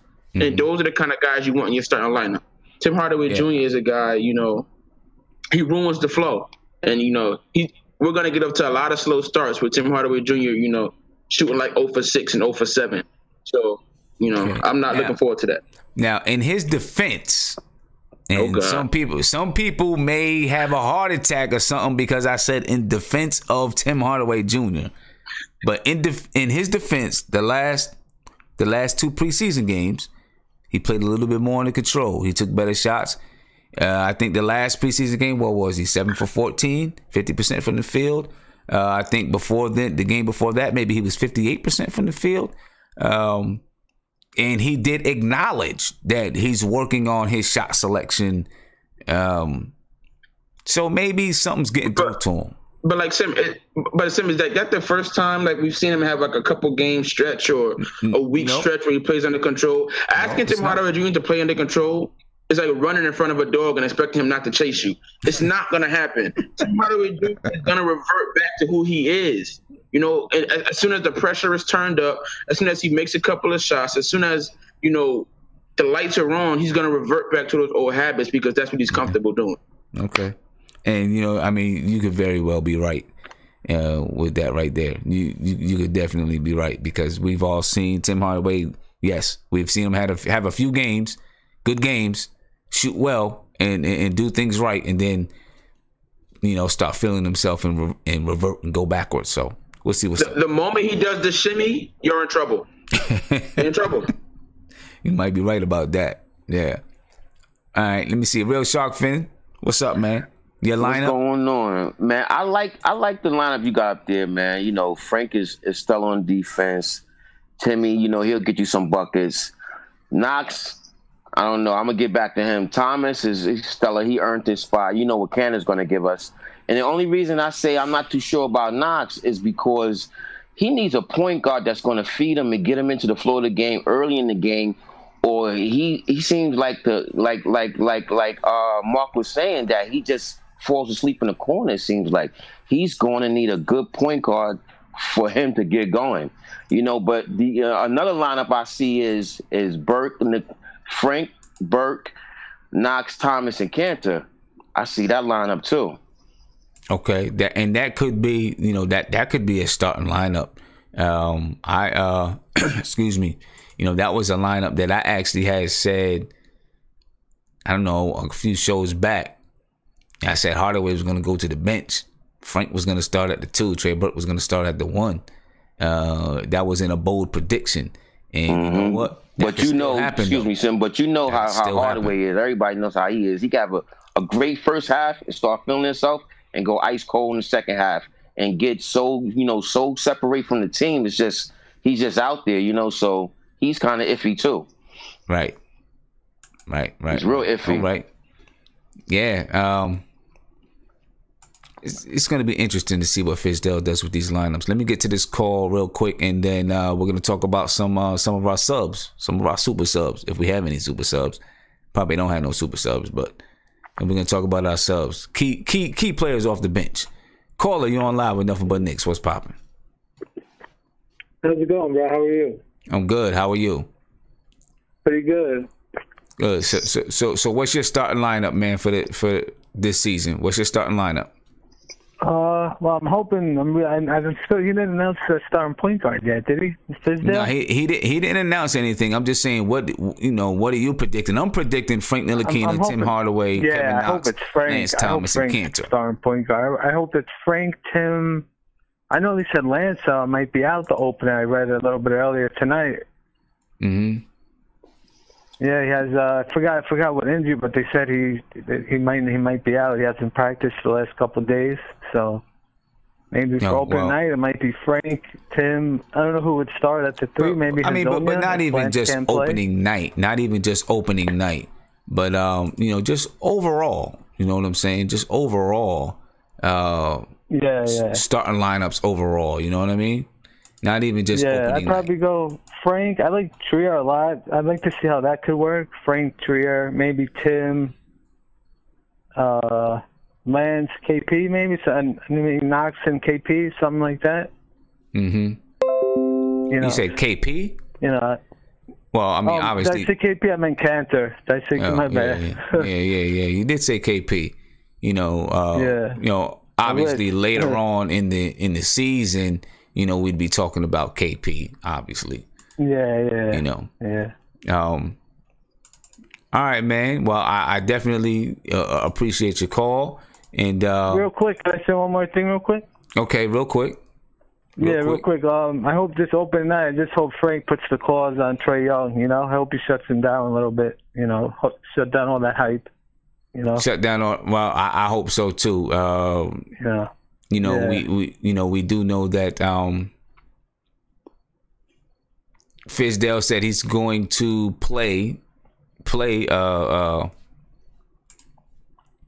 on, Trae Young. Trae Young.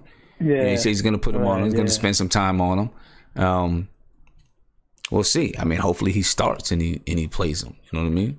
Also, real quick, the one combination I don't want to see a guard, I don't know if you mentioned this yet, is Trier and Burke. That was the game with the Nets. It was horrible. Yeah. I don't think so. Stops. Yeah, I think that David Fizdale clearly recognized it, and that was brutal, man. It was everything just stalls. Yeah, it was an experiment to see how it worked. It was an experiment to see how it worked, and I think he realized real quick.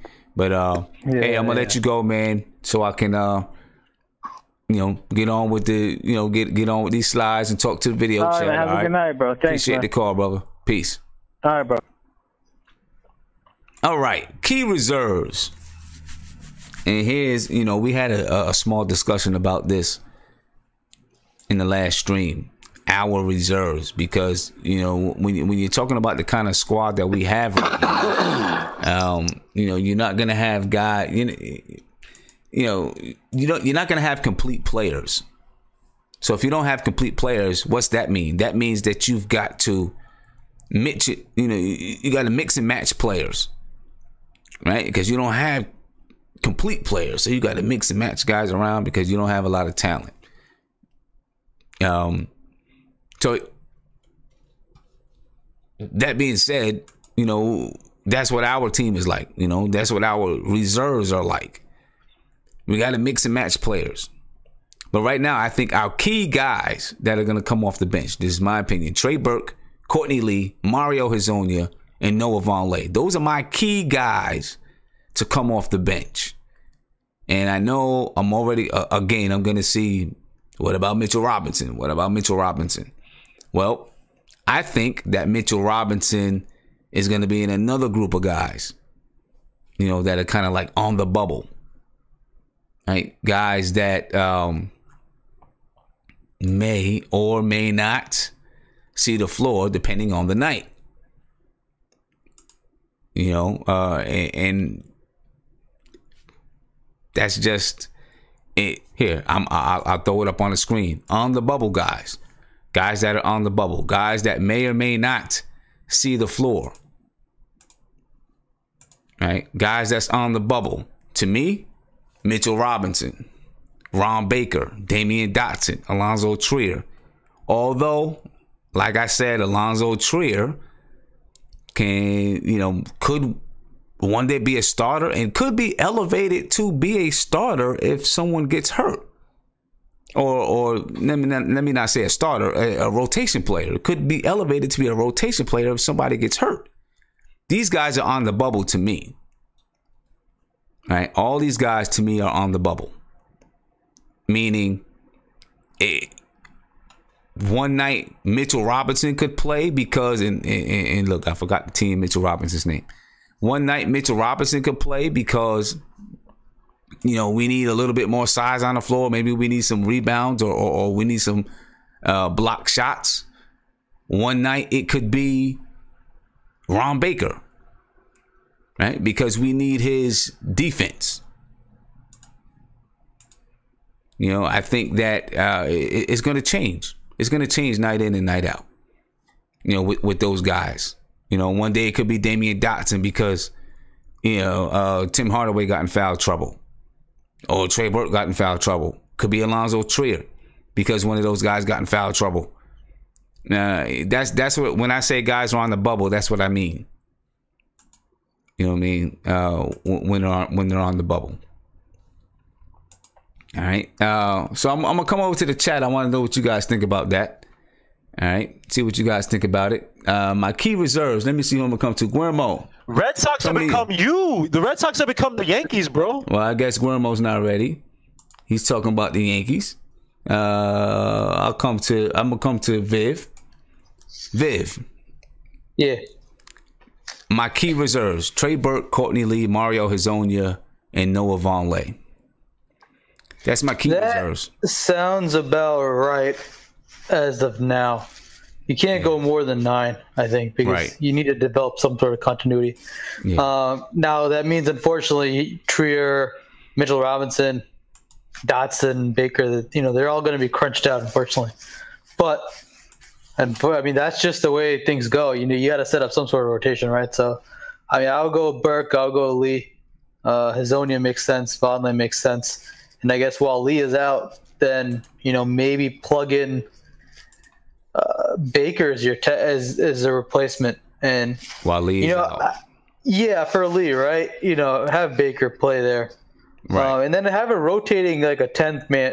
Your 10th man could easily be someone that's like a circumstantial person, depending on what the circumstances are. So, whether if one of the guards are in foul trouble, bring in Trier, or Baker, right? If one of the bigs get in foul trouble, then you can bring out Mitchell Robinson. And you could, or a wing, you can have Dotson or something. So, there's room for that. And Burke, something happens with Burke than Moutier. So, there's room for a rotating 10th man. But yeah, you can't go more than 9 or 10 players at any given point. Over the course of the year. So, I like the rotation. I think that rotation is pretty much accurate. And I could see Burke being the first guy off the bench for the most part. And and then on the bubble I got Mitchell Robinson, Ron Baker, Damian Dotson, and Alonzo Trier. Those guys kind of on the bubble, right? Yeah, it's just too many players then. So you end up, you're just gonna go. It's gonna be tough, but you could. I guess someone in chat mentioned you could kind of go 10 early on. You can't go 12 though, because the moment you go 12, it's almost like a preseason game. You're gonna go nuts if you start playing 12 players, but. Maybe you can do 10 players, but again, it really depends on the circumstances. Yeah, I get you. Let me see who we got here. Nate, what's up, Nate? I actually disagree with you, Sim, on this aspect. I think Trier should be coming off the bench on the first rotation because he's probably arguably our best scorer coming off the bench and the most aggressive scorer, and we're going to need that in the second team. Because none of those other guys can really create their own shot. Oh, you can't be aggressive enough to get the points. So tell me, who does he replace? Nate, Trey Burke, Courtney Lee, Mario Hezonja, Noah Vonleh. Who does Trier replace? I honestly think, or do you just add? I could be wrong on this, but I don't know if Courtney Lee's going to play. I really don't think he's going to play as much as people think he's going to play. No, I think he's gonna play in spurts. But I really think Trier could take Courtney Lee's minutes. I really do. Think so. Because Trier can score. Courtney Lee's more of a shooter, like from 3-point. But I mean, I just think Trier could take Courtney Lee's minutes. I mean, because he's shown the ability to drive to the hole, get baskets. You know, I even think he could possibly, you know, be like the backup point guard in some aspects and put Burke at the 2 or something. You know, that's just I just don't think Courtney Lee's going to play a lot. Okay, and see, I think that Courtney Lee. I think Courtney Lee is going to play. I think that I mean, you know, Trier. I think he's good. I think he has the ability to move into the rotation. And if Courtney Lee is traded or something like that, then you know, obviously Trier would probably be the next guy up. But I think right now, I want him to play. Right, I want him to play because I think that he can be productive. If he's in that second lineup with Trey Burke and Alonzo Trier, then that's going to be a problem if it's those two in the lineup. Now, if Fizdale is intent on playing Alonzo Trier, really wants to play him, and he's going to get numbers, and that wouldn't be a problem for me, then that's when you really might see Trey Burke start and Frank Ntilikina come off the bench so that you don't have Trey Burke and Alonzo Trier on the floor together. You know, instead you have Trey Burke, Tim Hardaway Jr., which I don't think that's a great pairing either. But Trey Burke, Tim Hardaway Jr., Lance Thomas. My only question, Sim, with Courtney Lee is that, and I get it, he's a veteran. You know, they know what they got in him. But don't you think he should have played at least some preseason games to see the continuity he plays with these other players? Well, I mean, he was hurt. I think. Well, see, the thing with someone like Courtney Lee and why someone like David Fizdale, Scott Perry would say wouldn't play him at all because they know Courtney Lee's a vet. He's been around. He knows how to bring it when he gets into the game. Now, from the beginning of the season, he's going to have to get. And he played, but he wasn't injured. Courtney Lee had a neck injury. That's why he didn't play. I didn't know Courtney Lee was hurt. I didn't know he was hurt. Yeah, Courtney Lee had a neck injury. Him and Ron Baker had a collision. I didn't know he was hurt. Yeah, him and Ron Baker had a collision in practice. So they Oh, okay. Yeah, and of course they know that they know that Courtney Lee knows what he's doing because he's a vet. So yeah, we'll see. Those. I had no idea he was hurt. I thought he was just not playing. I thought maybe they were gonna try to trade him. That's why he wasn't playing. I didn't know he was hurt. No, it's because he was hurt. Okay, it's because he was hurt. Okay, and Lee said a lot of good stuff. Just about. I was just getting ready to come to Isaiah until I seen him, all up in his nose. Then I said, no, I'm not gonna come to Isaiah. Tell him to go to the bathroom. Maybe I need to tell him to go to the bathroom and clean his nose and then come back and I can come to Isaiah. You know what I mean? Yeah. Yeah. But I mean, I like Courtney Lee, but I think Fizdale favors Trier. Okay. All right. Let me see what John's talking about. John, what do you think, man? Your reserves. Who are your key reserves? I'm gonna have to agree with yours as well, Sim. I think for starters, Trey Burke is definitely going to be our sixth man, our first man up off the bench. Whether Frank gets into, assuming Frank starts and if he gets into foul trouble, or Timmy gets into foul trouble. Courtney Lee, I definitely think he'll be playing as well because, truth be told, Fizz just seems like that type of coach that, out of respect, I don't think he's going to stick one of our vets in the bench for a rookie, whether it be or a young player like Ron Baker or Trier, So I see Courtney Lee getting some minutes when healthy.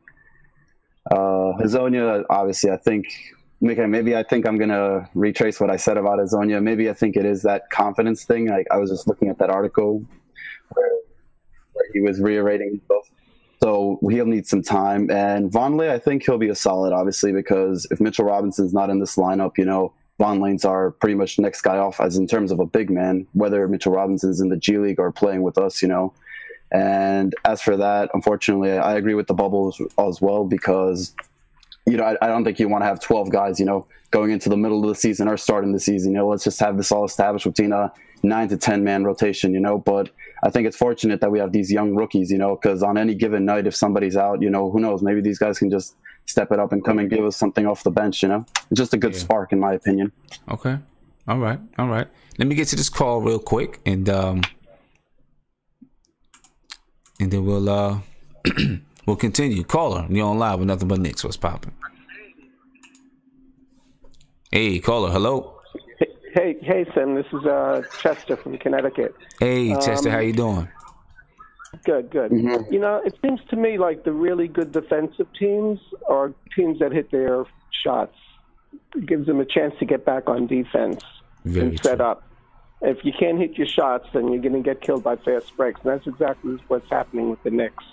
So until they start to be able to hit some of their shots, I don't think they're going to be a good defensive team. And, that makes a lot of sense. I don't know what you're talking about now. So, what subject were you on? Because I wasn't listening. Yeah, we were just on the key reserves, talking about. We talked about the starting lineup. My starting lineup is Frank Ntilikina, Tim Hardaway Jr., Kevin Knox, Lance Thomas, and as Kanter. Then we were talking about who were some of the key reserves. I have Trey Burke, Mario Hezonja, Noah Vonleh, and then Courtney Lee. And then I have some bubble guys that could, play depending on, if there's injuries or foul trouble. Mitchell Robinson, Alonzo Trier, Ron Baker, Damian Dotson, the guys that are kind of on the bubble. Maybe I should have added Luke Cornett in there as well. So what? I agree with your starting lineup completely. Mm-hmm. And I think Ron Baker is somebody that's going to be coming off the bench a lot more frequently than you would think.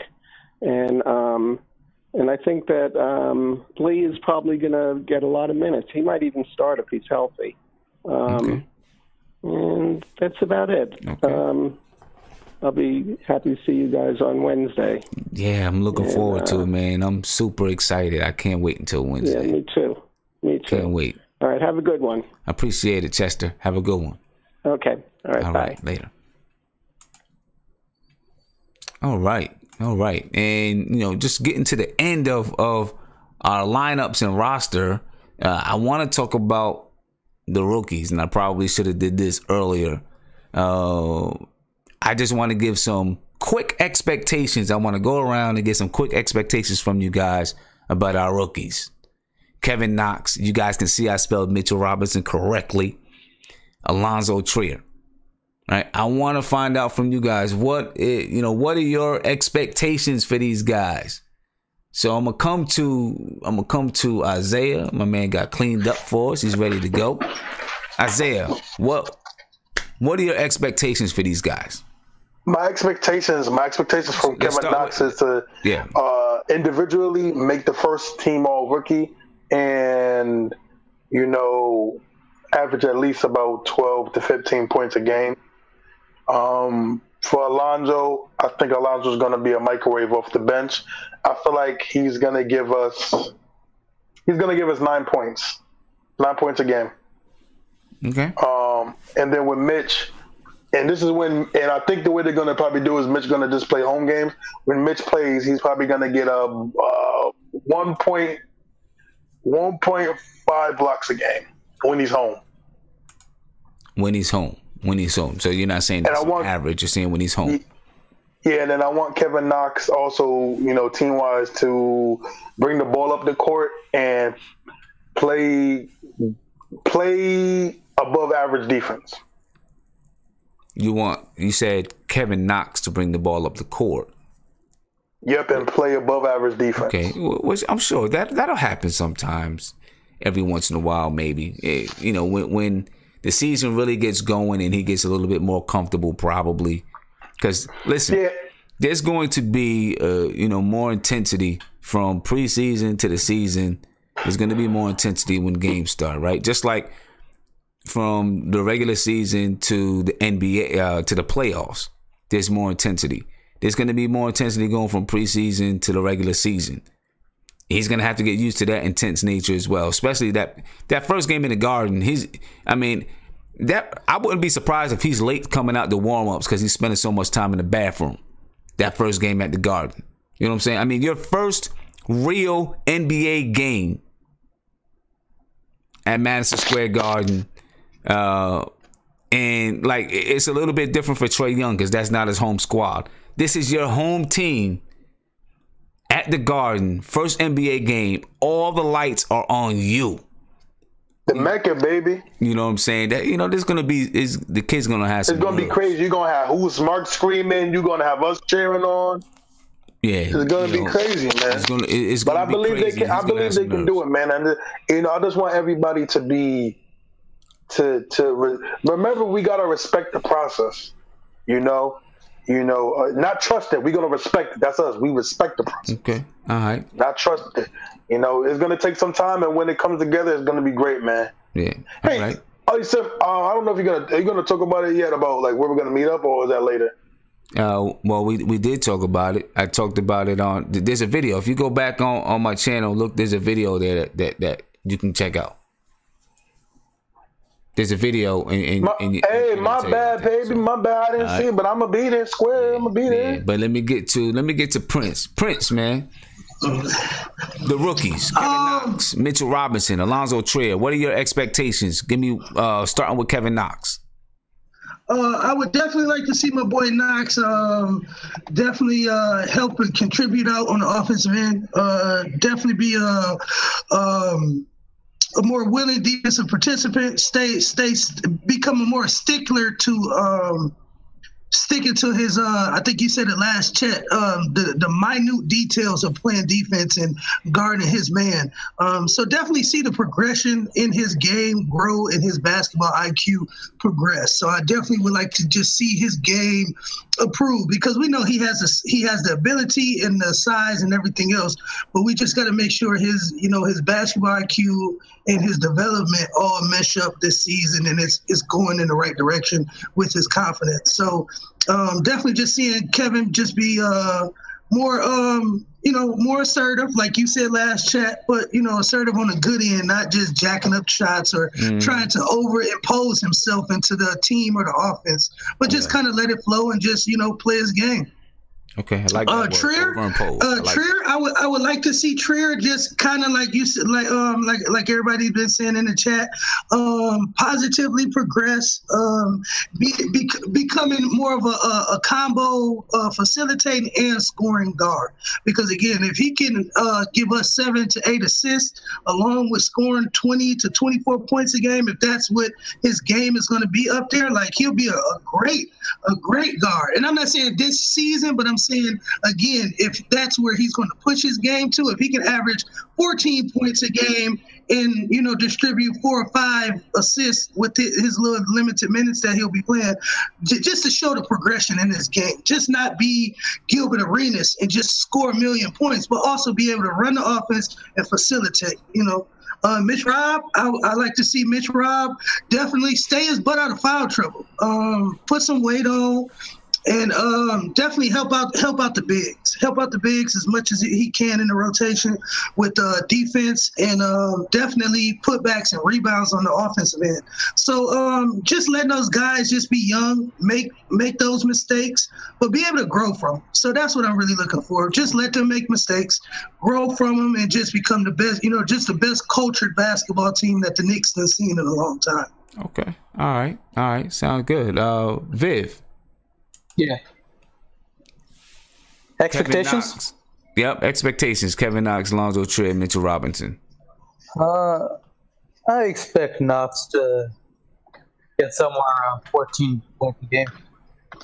Mm-hmm. Somewhere around there. Oh, what you mean? What you mean? That's facts, bro. He'll probably have what a you talking about? time. If he can keep his shooting percentage, around 43 to 45%, I guess I'll be happy as a rookie campaign. Because he's going to have a hard time shooting the ball. So, as long as it's not like sub 40, then we'll be good. Yeah. Trier, look, I don't know about 9, 8 points, maybe whatever the points is. I don't really care about the points. What I want to see from Trier is if he's on the floor, I want him to shoot threes. So he needs to make at least between 1 to 1.5 threes a game. And he has to get some assists. So when he's on the floor, you should probably aim for at least 2 to 3 assists while he's on the floor. It's going to be hard. but his first mindset should be passing the ball and shooting threes. For Mitchell Robinson, the main thing is I'll look at it as fouls. Keep his foul rate low, between 1 to 1.5 threes a game, and he has to get some assists. So when he's on the floor, you should probably aim for at least 2 to 3 assists while he's on the floor. It's gonna be hard, but his first mindset should be passing the ball. And for Mitchell Robinson, the main thing is hello? Yeah, Sam. I was just hearing myself. I don't know what happened. Oh, okay. Yeah, I don't know what happened. I was hearing you too. But like Mitchell Robinson, like I was saying, just keep the foul rate low. If he can keep the foul rate low, that means he can be on the floor at least. And if he can do that, then maybe he'll be more productive. I'm not worried. He'll get the blocks. Everything else will work itself out over the course of the year. So just don't commit too many fouls. Okay. And that of course that's going to be a big thing, not committing too many fouls. Let's see what Ant has to say. Ant, your expectations? My expectations, man. I want to, like I said the other show, I think Knox is going to have great games and bad games. I just want his, the steadiness to be the majority of his games. I'm not looking for him to be great. I don't want him to be bad, but I want him to be steady. So I want as the year goes on for him to be consistent in what the effort he gives every night. That's what I want to see from him. I'm not really looking for numbers. I just want to see a consistent effort and attentiveness. I want him to stay involved, mentally in the game. I want to see Frank continue to gain confidence, continue to attack. I'm not asking him to be something he's not, but whatever he's going to hang his hat on, I want him to go 150% at it. Like, if he's going to hang his hat on defense, be a dog on defense. Like, if that's what you're going to be, then be that, but go 100% at it. I want to see Fizdale kind of settle some of these guys into their roles. Not like enough of the street ball stuff. I want to see some structure start to fall into place, some plays start to be run, some rotations start to be tightened up a little bit, players start to be held accountable. Like, if I don't want to just pick on Timmy, but if any, like Trier, sometimes he does it. He just dribble, shoot. Like, if he's doing that too much, take him out the game. Like, some accountability just starts to be, because I think Fizdale has kind of been a little lenient to, get guys going, but now I think it's the time for him to start reining guys in a little bit. I want Kanter to be a featured part of the offense, a featured part because he's the most efficient. I think he needs to touch the ball at least once a possession, whether that be at the free throw line, or I think he needs to touch the ball, because when he touches the ball, good things happen for us on offense. So I want to see Kanter touch the ball, and from the full team, I just want to see consistent defensive effort. Consistent defensive effort, and I think if we do all of those things, I think our floor rises a little bit. Like, we won't be terrible. Like our ceiling may not be high, but we can't control our floor. Like, that's something we can't control. So those are my expectations. All right. As far as these rookies are concerned, I want to see Kevin Knox average about 15.7 rebounds a game. I'll be happy with that. 15 and 7. I'll be happy. Maybe 1 or 2 assists a game. I'll be totally happy with that. And then from there, I want to see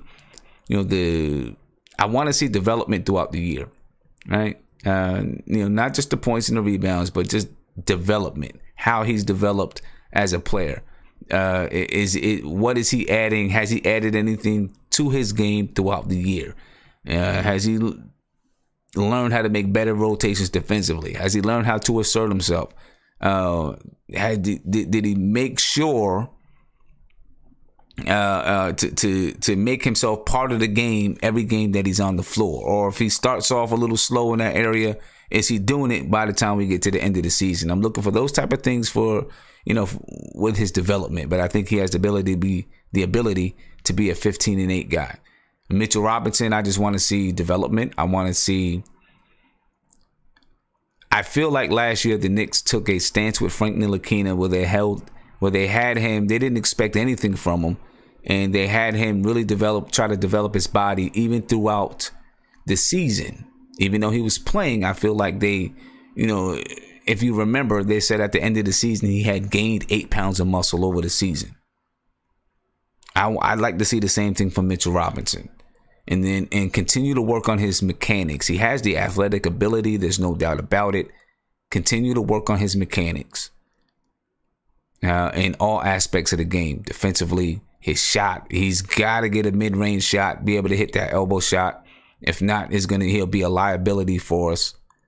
So he's got to be able to hit that mid-range shot.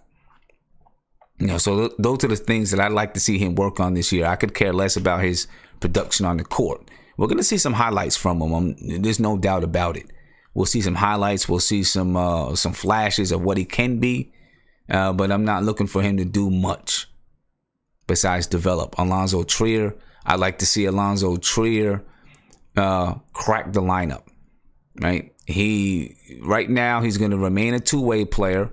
And I think David Fizdale, Scott Perry, I think they're going to use up the 45 days and then make a decision after those 45 days on how to proceed.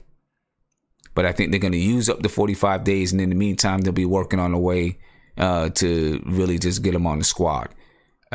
But I want to see him crack the lineup and become a consistent player in the lineup. And then also learn how to... he's an ISO player. We see it, we know it. But he can pass because we have seen him pass throughout the preseason. But just learn how to ISO within the rhythm of the offense because it is possible.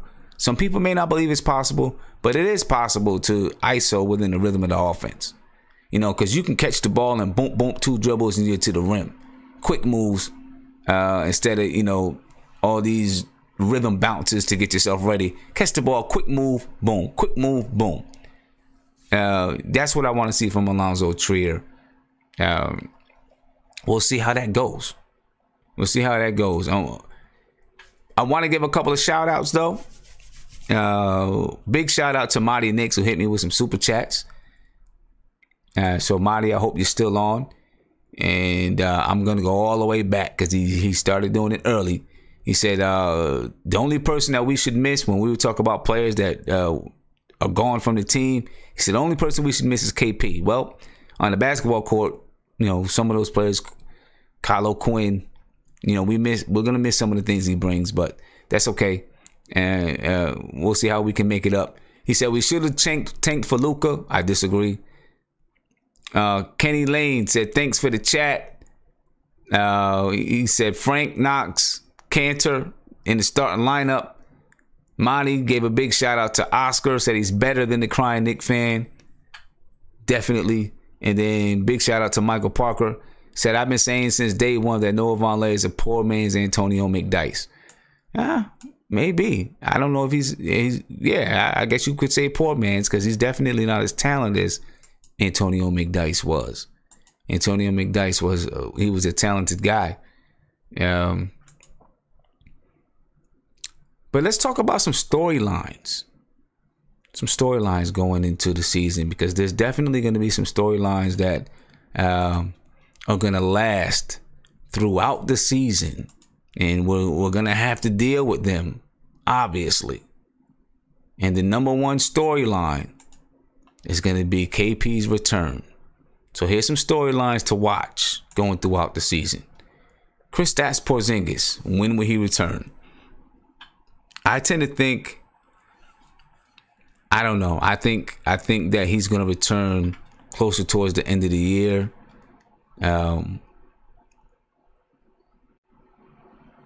That's just what I think.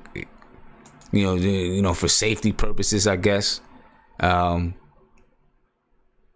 Who will emerge as the Knicks' best point guard? That's something else we're gonna have to watch. Obviously, we're gonna, we've been talking about it now. Right? We've been talking about it. Who's going to emerge as the Knicks' best point guard? Courtney Lee, will he get traded? Can Fizdale and his staff develop the players? Can Hardaway or Kanter make the All-Star team? And there I go again with the spelling mistakes. And this, I apologize, guys. It was a long day, and I had to rush to make sure I got this together because just a lot of things going on, business-wise. Good things. I have no complaints about it at all. It's just sometimes my business gets in the way of this business. You know what I'm saying? But it is what it is. But anyway, let's start with KP. All right, we're going to get to the chat. I want to talk with KP. Find out when people really think KP is going to make it back.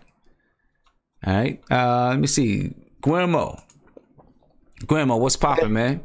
Hey, what's popping, Sim? I think, look, that storyline you mentioned, that's for ESPN, man. Those are for the fake fans who don't really watch basketball. Those are for like, I don't know anything about the Knicks. So, KP, when is he coming back? If we rush KP, I'm gonna lose. I don't already have faith or whatever in this team. In the new guys until they show me.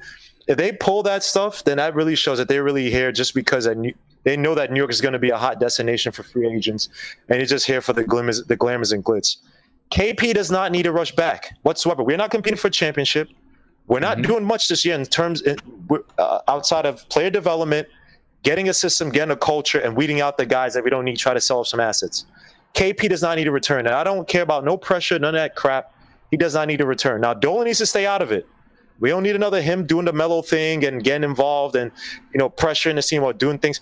KP needs as much time. Look what happened with Derrick Rose. Derrick Rose was an MVP candidate in 2011. And now Derrick Rose is, and it's unfair. People make fun of him. I get so mad. People make fun of this guy.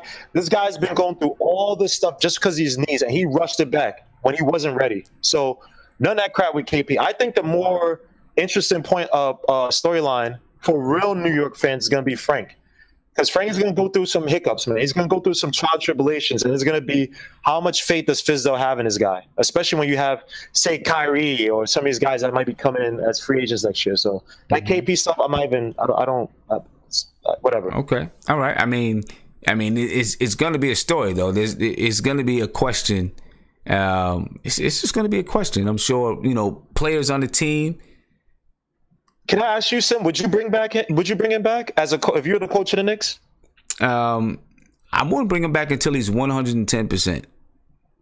What if he came to you, Sim, and because think about this. Also have to take into account KP is going to be a free agent, right?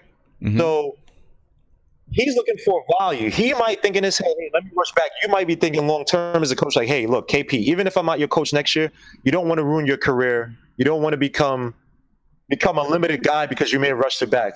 Would you, and say that leaks out to the media, would you be the guy, Sim, if you were the coach, to be like, nah, I pulled the anti Shanahan with RG3 and I did not allow this kid to come back and play?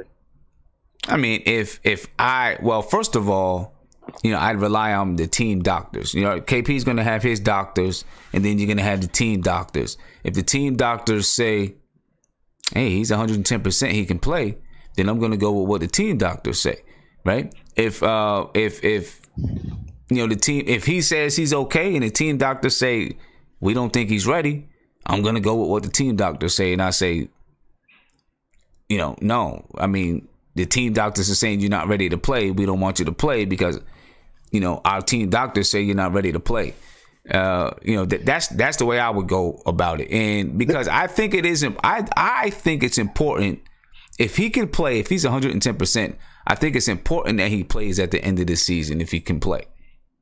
I'll say this, and I'll be real quick because I know you got other people to speak to. I'm just scared because I don't want to bring a guy 10, 15 what's-the-name's games left in a season and he says, I'm ready to play, blah, blah. I'd rather bring him along in like these summer leagues or whatever, these really, soft defensive type of leagues where it's like, all right, I'm getting my legs back versus I'm coming in the middle of a season. And look, we might be, I wouldn't say we're in a hunt, but we might be one of these teams where it's like, all right, we can ruin it for someone else. So guys are still, and remember, at the end of the season, some guys are still playing for next year. So I just don't want that worst case scenario. I want to where like he's just getting a full season. Don't even think about, let your body heal. Forget about trying to rush back basketball because he's an athlete. These guys are alpha males for the most part. They think in their head, they might think, yo, I'm good, man. I'm ready to go. And the doctors might be also like, yeah, he's good. Because I've seen it before in football where the doctors say, oh, yeah, he's fine. And then 2 weeks later, his hamstring is torn when it was only strained before. I think, but I think, I mean, first of all, we're talking. I'll shut up. We get to February, we're talking a whole year, right? When the injury is projected 10 months, to heal, to heal fully. I mean, I just feel like him getting out there and playing with, and you can bring him along slowly, right? You can stay, okay, we're only going to give you 10 minutes, because once he starts playing, he's going to have some knee soreness, right? Once he's playing at that level, because, he's playing at such a high level, there's going to be some knee soreness. You give him 10 minutes. And when he's ready, you give him 15. You move him up to 20. You move him up to 25. I just think it's important. I don't want to see him go a year and a half without playing. Right. I think that takes a toll. I mean, you got to get out there. At some point, you got to get out there and you got to test yourself out, because, like you say, get him out there with the summer leagues. But I'm pretty sure they're gonna have him scrimmaging with the team well before he would hit the court. Right. Right. They have him at Westchester. So I'm just scared, and this is my last comment. I'm just scared of a 7'3" guy with that type of injury. I hear you. Yeah, I feel you. He has a weird shape to him, man, and he's a unicorn, but. Yeah, I definitely, I feel you. Let me see, Real Shark fan, it looked like you had something you want to say. Then I'll come over to you, Viv. Hey, listen. You got to stop comparing him to other players and to football players and to hockey players and whoever else you was comparing him to. He's his own. He's his own man. He's his own man, Guillermo. That's number one. Number two, if he's ready to play, you have to play. You can't sit a healthy player. Especially a healthy player who's been out a year or possibly more at that time during the season. But this injury has never happened to a 7'3" player. That's number one. And KP, if you've been watching all his videos, listen, he's working out right, he's eating right, but you're not listening. He's working out right, he's eating right, he's doing everything possible to get himself back, but also the extent of his injury was the best prognosis of that type of injury. So his chances of a full recovery were high before the surgery. Before the surgery, you heard KP say that when it happened, he felt like he could go back in the game. That's because of the extent of the injury. That's adrenaline. Listen, that's adrenaline, of course. That's adrenaline talking. But at the same time, after he was diagnosed, they said the extent of his injury was it happened the best way possible. So everything was on the upside for him. The surgery was positive. Like I'm saying, I have confidence in him, and he's possibly the face of the franchise. You don't sit the face of the franchise if he's healthy, Sim. You can't do that, Sim. You can't. I mean, but I think if he's 110% and he's ready to go, you play him. Sam. You have to, Guillermo. You have to. Yeah, I think so. But I think if the doctors say that he's not ready to go, absolutely not. No, he has to have the green lights from all green lights. Doctors, exactly. Whoever is watching who's monitoring him, they have to give him the green light. I agree with that 100%. And we definitely just can't go on his word alone. He want to play now, Right. But we're not going to do that. Of course, we got to wait for all the green lights, Yeah. There's no doubt about it that's going to be a story for the season, man. There's just no doubt about it. That's going to be a big story for the season. And, we'll probably get sick of hearing about, when is KP going to come back? When Christmas time comes around, there's going to be, a lot of chatter. Because of the Milwaukee game. Right. A lot of chatter about KP and all that. Obviously, I just want the kid to get as healthy as possible. Me too, Sam. I'm with you on that. Yeah. Viv, what do you think, man? When do you think KP is coming back? Probably Martin Luther King Day. That's my guess. But look, this is my last comment. I gotta log off now. So, but yeah, KP, he'll be back Martin Luther King Day. He's not gonna come back until both his team and the medical team clear him to play. Really, the medical team. If the medical team doesn't clear him, then this is all a moot point. He can come back all he wants. He can say he's going to come back, but if the medical team says he's not ready, he's not ready. So, right. I don't want people to worry about it too much, because this is under control by multiple layers of people that it's being taken care of properly, and he's going to be back when they feel he's 110%. So. Yeah. Okay, and you think it's going to be by Martin Luther King's Day? Yeah, that's my guess. So. All right, you know what? I'd love it because I plan on being at the game Martin Luther King's Day. I'd love to come back Martin Luther King's Day. But yeah, Sim, I'm logging off because it's a long night. All right, man. Definitely. Go ahead. Log off. I see you Wednesday, man. All right. I appreciate it, man. I can't wait till Wednesday. Can't wait. All right, Viv. Have a good one, man. Have a good one. And folks, these are our storylines that we're going to be looking at for the season. Things that we know we're not going to get past. KP, when will he return? Who emerges as the Knicks' best point guard? Prince has something to say about it. Go ahead, Prince. Just real quick, we was going ham in the chat about the KP argument. My argument was, I don't believe that we should rush KP back. My thing is, I wanted to ask you, Simon, maybe you can chime in on it to give me, maybe be the devil's advocate in the argument. Was because, again, my thing is, if KP, even if the Knicks if KP is healthy and the Knicks decide, okay, we want to bring him back, but if they do decide, no, we want to keep you out, you can practice with the team, kind of like Gordon Hayward did with Boston. You can continue to practice with the team, gel and build camaraderie, but we don't want you playing in competition or, until next season. Do you see that being bad if, like you said, say, for instance, Martin Luther King Day, he doesn't come back and they say he's eligible to play, but we want to keep him, in our facilities and monitor him before he gets onto the in the NBA? How do you feel about that? Would you look upon us like we tanking, or do you say that they doing their due diligence and taking their time with KP? How would you feel about that? I would hope that they are, just taking their time with KP. That's what I would hope. And they're not tanking. I think though, I think that they're going to be a little bit smarter in the way. It would be like this. They would, let's say the doctor said, yeah, he can come back Martin Luther King's Day. And they decided that they want to wait.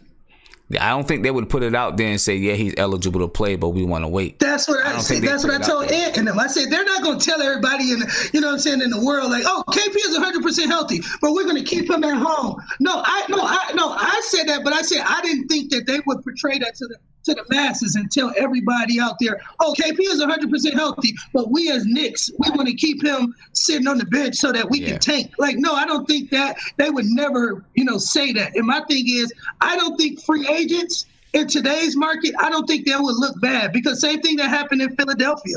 I don't think people looked at Philadelphia like, oh, they looking to tank. They don't want to win. No, they wanted to win. That's why they were tanking. You know what I'm saying? But again, I'm not saying that the Knicks should tank or we will tank, but I'm saying to keep KP on the bench and build camaraderie and not throw him out there to the wolves for a season that doesn't even matter. That's my point of emphasis. Okay. Those 20 games that he'll come back, they really won't matter. My second argument that I pray we don't hear is, should we have drafted Michael Porter Jr. over Kevin Knox? I don't want to hear that, and I pray that's not. Well, I'm just saying those are things that, like Sim said, I hope those are headlines that we have to see all season. All right. And I see you wanted to say something. Jump in there. Yeah. My thing was, right, if KP is cleared to play, I feel like sitting him sends the wrong message. Now, I do agree that we don't rush him back, obviously. But if they say, look, he's 110% healthy, what Guillermo was saying, we should sit him anyway, to me, that's crazy. I think even if it's 10 minutes a game, you get him some game time. Practice is cool. You don't got to play him 25, 30 minutes. But if you're playing 8 to 10 minutes a game just to get him out there, get his feet wet. If he's healthy, in my opinion, sitting a healthy player sends one or two messages. It either says that we're tanking, right? or that we're afraid. And neither of those two things, in my opinion, are good for free agents. If they're that afraid with KP's knee, no one is coming here. No one. And if they're tanking, that's bad for the guys that are here. So my only thing is, if he's cleared to play, you don't sit a healthy player, in my opinion. This is a bad message. All right. Point taken. John, I'm coming to you, man. What do you think? I actually agree with Ant, because I think, if KP is 110% clear to play, Scott Perry and Steve Mills are obviously going to monitor him and, not maybe throw him out there expecting him, maybe 15 to 20 minutes. We could start it off slow. But also, aside for not sending the wrong message in terms of tanking, because that's definitely going to mess with our culture and what we want to build in terms of winning. I personally feel that, it has a little bit to do with something that the storyline went out today, and we need to address it. It almost is like the elephant in the room with his contract negotiations, because, obviously he's a restricted free agent next summer, and we're probably going to, if he's healthy, I'm sure we're going to want to see what we can get out of him and decide, unfortunately, it's unfortunate if we have to let him go if he is never the same again, which I doubt it. But at the same time, just to take precautions for the team, because we wouldn't want to lock into a long-term situation that could potentially, screw us for the next few years, assuming if everything goes wrong, Yeah. Okay. All right, Prince. Oh, hold on. Nate wanted to say something, and then I'll get back to you, Prince. Yeah, Sam, regarding KP, I mean, my heart says Christmas, because, what better Christmas present than to have KP come back to the Garden and, play for the team. But I agree with you. I think February is probably the best target date. That will be a year from the ACL injury. The thing is, I worry that if he's not ready by February, there either is something seriously wrong, or maybe he had a setback or something like that. But then, as the front office, you got to really think about it. If he's not ready for a year by February, I mean, what do you do? I mean, but maybe it's if he's not ready by February, or maybe it's just maybe it's just taking extra precaution. Who knows? We'll see how it goes. All right, we're gonna take one more thing on this, and then we'll move on. Go ahead, Prince.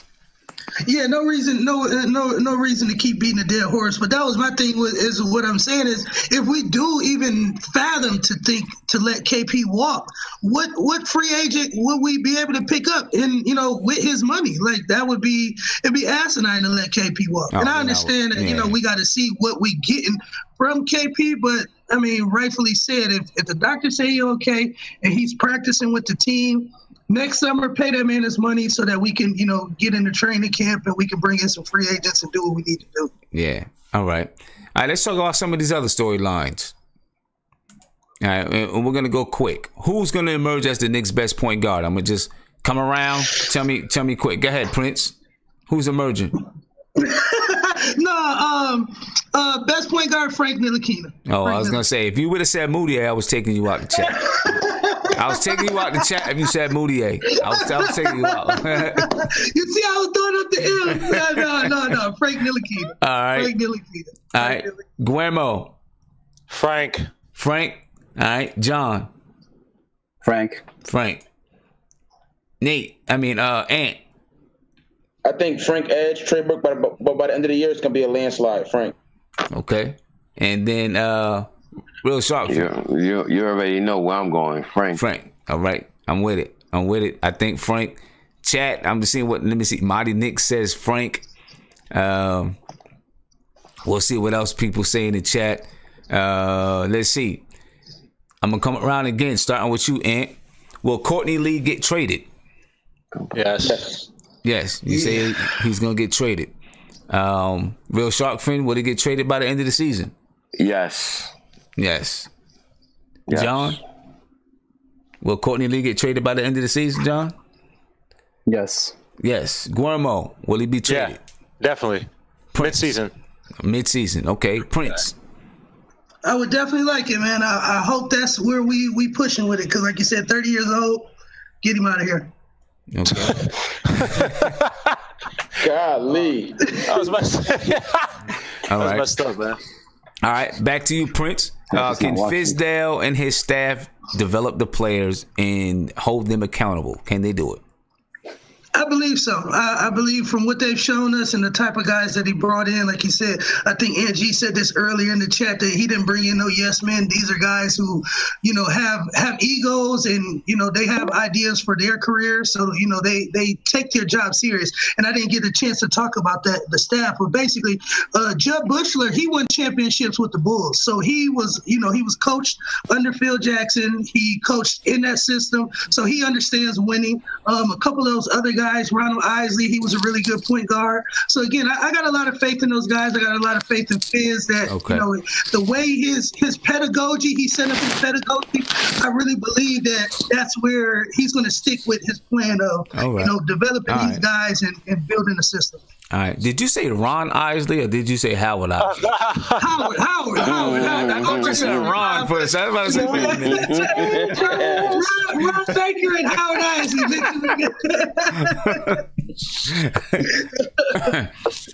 All right, Guillermo. Yeah, but he has to. Everything that he said. This is why I don't like when people talk too much. I mean, outside. I don't like when coaches talk too much. I know you're gonna say me.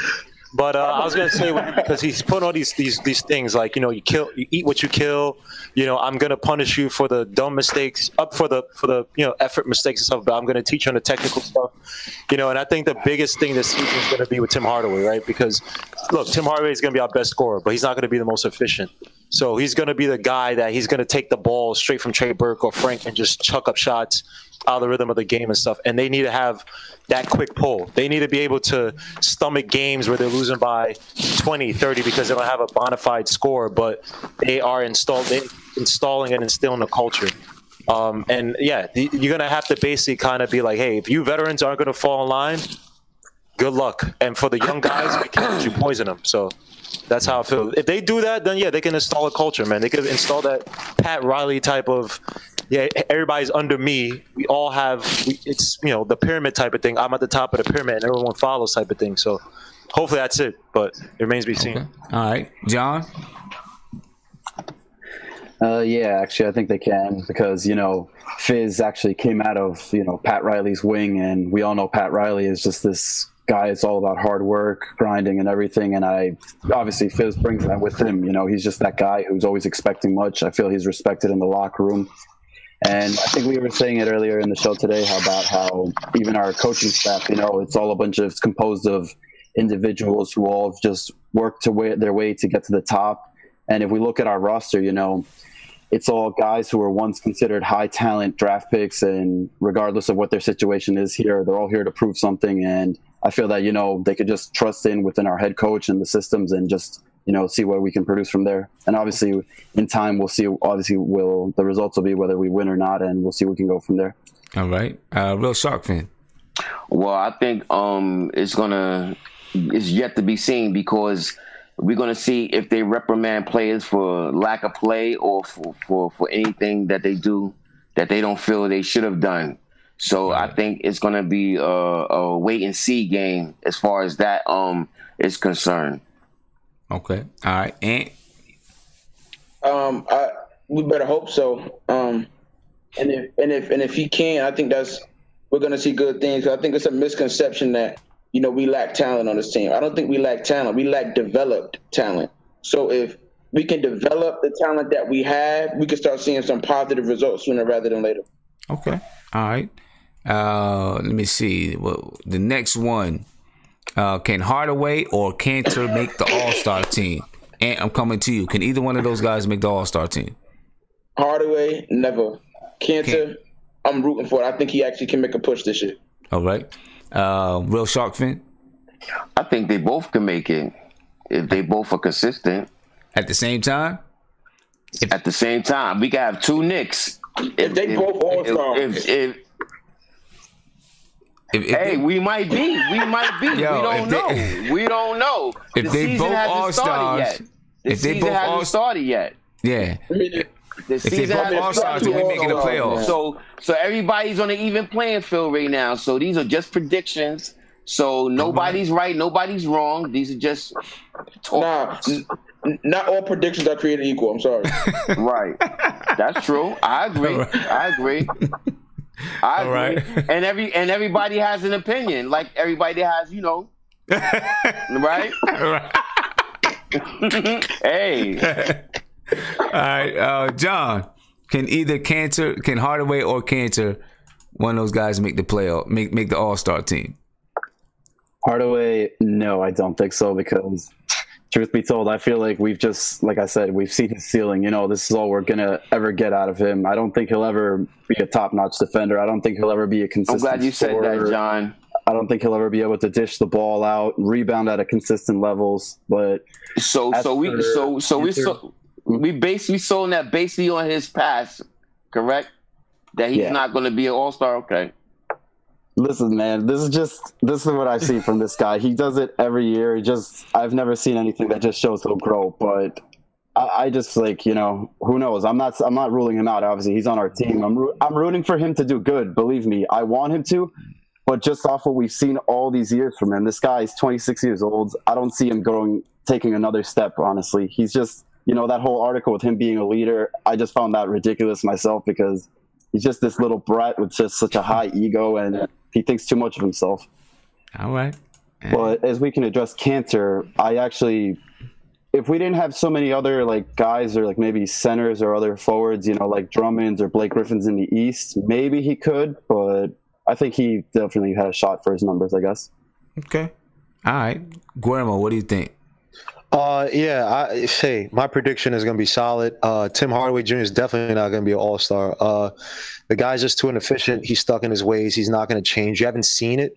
This guy came in this preseason, and you saw a guy who was passing, facilitating, hitting, being a lot more efficient than how he's been in the past. Then I would agree, but it's the same thing. So I'm not even. I bet you money that he's not going to be all-star. Kanter, hey, be the true optimist. A lot of optimists, that glass empty is going to hit you really hard. But, Kanter, I would say Kanter could be an all-star, because, look, he's going to be a big part of our offense, a big part of our team, period. He's going to catch a lot of offensive rebounds. He's going to put up a lot of good numbers. Now, it depends on how, the Knicks, because we don't have bona fide stars, is going to depend on how, Embiid and some of these other big men do. But he has a chance to. Hardaway, definitely not. Okay. All right. Prince, definitely not. Yep, I'll put money on it. I think I would think if I was a betting man and I had to put my money on it, I'd definitely probably put money on Kanter. He got his work cut out for him. Tim Hardaway, it depends. Like I said, he has the skills too, and he knows that if he plays the system right and he teaches the young guys the game, and he truly becomes a real, NBA vet, and he really takes these guys under his wings and not try to be Superman, but be more, I don't know, Batman, or I don't know, somebody else, somebody who can, be a Robin, I guess, be a Robin, somebody who can, facilitate more and bring the guys together and bring the team to come around him. Maybe people respect his game, but if he comes out jacking up 30 shots a game, no, he won't be on the All-Star. Okay. Did you say Kanter? What do you think about Kanter? Yeah, I believe Kanter definitely. I think Kanter definitely has a chance. I mean, he got, Andre Drummond. I seen a couple people put that in the chat. He got Drummond and who was else on the East? Embiid. So, I mean, it would be tough. He might, Horford. So, I mean, he would probably be maybe one of those write-in ballots, I guess. He would get voted in if one of the other guys, say they don't want to play. But, he definitely should be able to carve out his own niche and, earn his way onto an all-star roster. All right. Nate? Possibly for both. I would say Kanter probably has the biggest chance, because I think it's going to be his breakout year. Think it's gonna be his breakout year. Okay. I think he's gonna put up some mad numbers this year. All right, good. Well, I mean, I don't think that Tim Hardaway. A lot of what some of you guys said, I don't know. I just don't think Tim Hardaway has the. I don't want to say mental capacity, but he's just not wired to play the type of game, in my opinion, that's going to help him get into the All-Star game. I think he has the talent and the ability, right? If he could just control his shot selection and those type of things, then I think he'd have a chance. I just don't know if he can do it. You know what I mean? I just don't think he's wired to do it. and maybe that's not even his fault, but he's just not wired to do it. It's like, when you get in the midst of the moment, then you can't control certain things. You're playing off of instinct, and I think his instinct is to play the way that he plays. And I don't think there's anything we can do about it. As far as Kanter, I think Kanter can definitely put himself in contention, get consideration, and and be one of the guys. If he doesn't make it, be one of the guys where everyone says, "Oh, Kanter got snubbed." Right? Be one of those type of guys, because even if you don't make the All-Star team, if you're one of those guys, you can just about say you're an All-Star, right? And it just came down to the voting.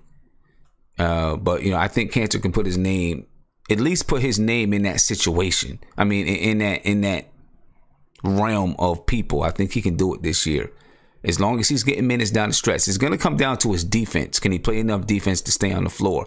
If he can play enough defense to stay on the floor, then Kanter, in my opinion, will easily average 20 in 12, 20, 13, 20 and 14. Easy.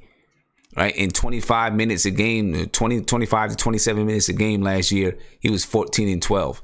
If he ends up getting another 5 minutes a game, I think that's an easy 20 and 14. So I do think that Kanter can at least put himself in consideration and be very, very close to making an All-Star team. And then, of course, it would come down to how well are the Knicks doing.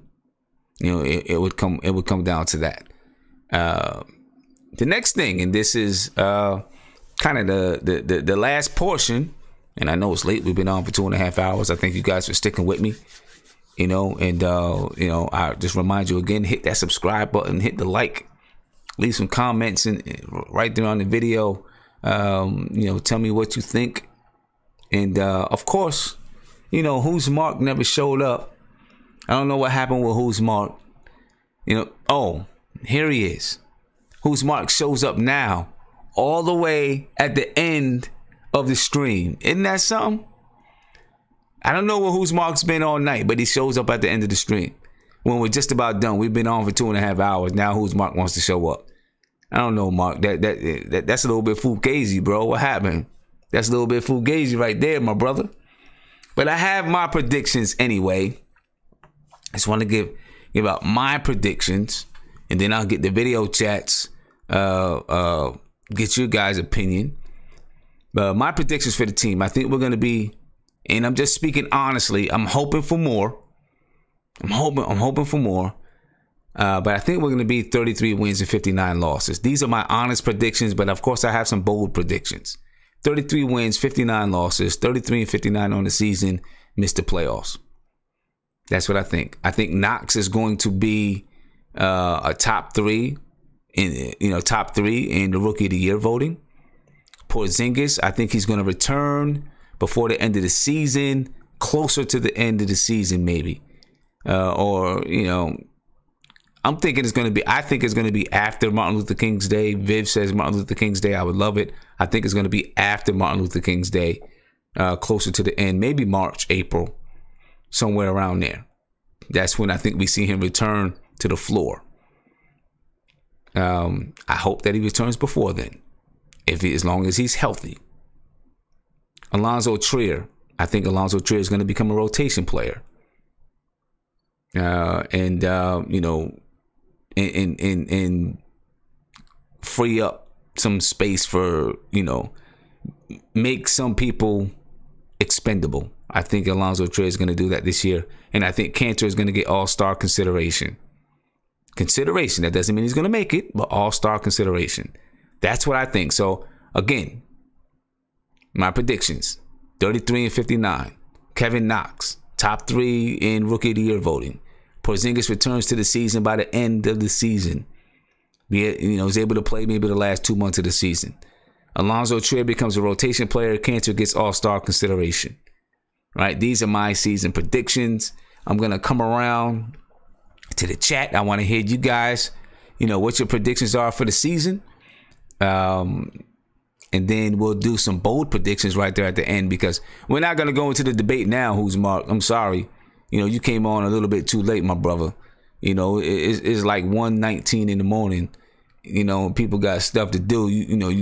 I don't know what happened to who's Mark, man. You know, now we got some questions, bro. We got some questions, but I'm gonna start with you, Nate, and season's predictions, man. Season predictions. Yeah, okay, the Knicks are gonna have about 35 wins. We're not gonna make the playoffs.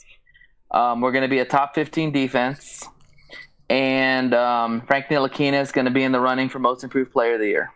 Okay. All right. That's it. Prince. I think I'm gonna go out with the same total I said earlier in the season. I think that was like the same thing with like 35 wins. I pray we can, sneak into the Eastern Conference playoffs with that, with that eighth seed and get blasted by Boston. But that would be nice. Definitely, I want to see Kevin Knox definitely, pick up the speed and start to show everybody why he was our ninth pick, and just put things together. What that looks like on the court, definitely just playing good basketball. If he can average 15, 16 points a game and, definitely grab, 7 to 8 rebounds and share the ball, I'll be happy. For team goals, just, definitely be a lot better defensive team than we were last year, and for a cohesive unit. And much other than that, maybe Trier definitely earned that roster spot, and see Trier earn that roster spot. So outside of that, Sam, I ain't really got much. Just see us grow as a team, brother. All right. Guillermo. I don't know. I'm kind of mixed. You said, I think we had 31 wins last season, so you said 33. I think we had 29 wins last year. I apologize. I think we can pull off about 35 and a very optimistic 40 wins. Okay. That's my range, but a lot of it comes from play development. I think if we can get Knox, like I said, in a system where he's come off picks and getting his shot flowing and gets more confidence, Hazonia coming off the wing, driving from the wing, and allow him to play with confidence as well. If we bring along Mitch Robinson, what's this guy's name? Mitch Robinson, yeah. If we can get him to be a defensive stalwart for us, and if Kanter can give us about, say 18 and 10, and Frank is actually developed and he's not taken out for Trey Burke and all this other stuff. He's allowed to develop. I can see us getting 40 wins. I know that sounds crazy, but remember last year we had I don't know how many games I can count on the top of my head where we were literally up by the first half and we had maybe a bad quarter, a bad half, and then that destroyed the game. Or we'd have a bad half and we'd still be in the game with like 3 minutes left and then it just blows out a little bit or whatever. So if we can kind of go through those muddy waters and kind of control that, and while developing these players, and we have a more talented roster than we did last year, so I can see us getting 40 wins if we can do that. Okay. All right. Good. John? Yeah, so definitely I am pretty much agreeing with you in terms of where we are in our record. To be honest, in my opinion, I don't really prefer, it doesn't really matter if we make the playoffs or not, because I just want to see like by the end of the year, if we can actually just, build this identity in terms of a team and like that we just buy into a system where, guys trust each other, the ball moves, we improve our 3-point shooting. And one thing I really want to see just real improvement is in terms of, how we come out in the third quarter. Last season's third quarter was just brutal to watch because it just looked like there was no effort out there. It looked like whatever lack of energy was brought in the first half just wasn't even there to begin with. So I hope we can raise that at a consistent level. To be honest, I really hope we can resolve the Courtney Lee situation as quicker as possible, free up some cap space, hopefully along the lines, maybe move Tim Hardaway as well. Just do what we can for the summer of 2019 and just keep developing this young core. I was reading this article earlier today also that was talking about Alonzo Trier, how he could also possibly, I don't think he would win it, but I think he could make the case for a consideration of Rookie of the Year if given consistent minutes. So I just hope that, we just really focus on our young core, our draft picks and everything, rather than, the guys on the vets that we're probably going to move sometime this year or maybe next year. So. Okay. All right. Real Shark fan. Yeah, I just want to piggyback off of what everybody says. I say between 35 and 40 wins.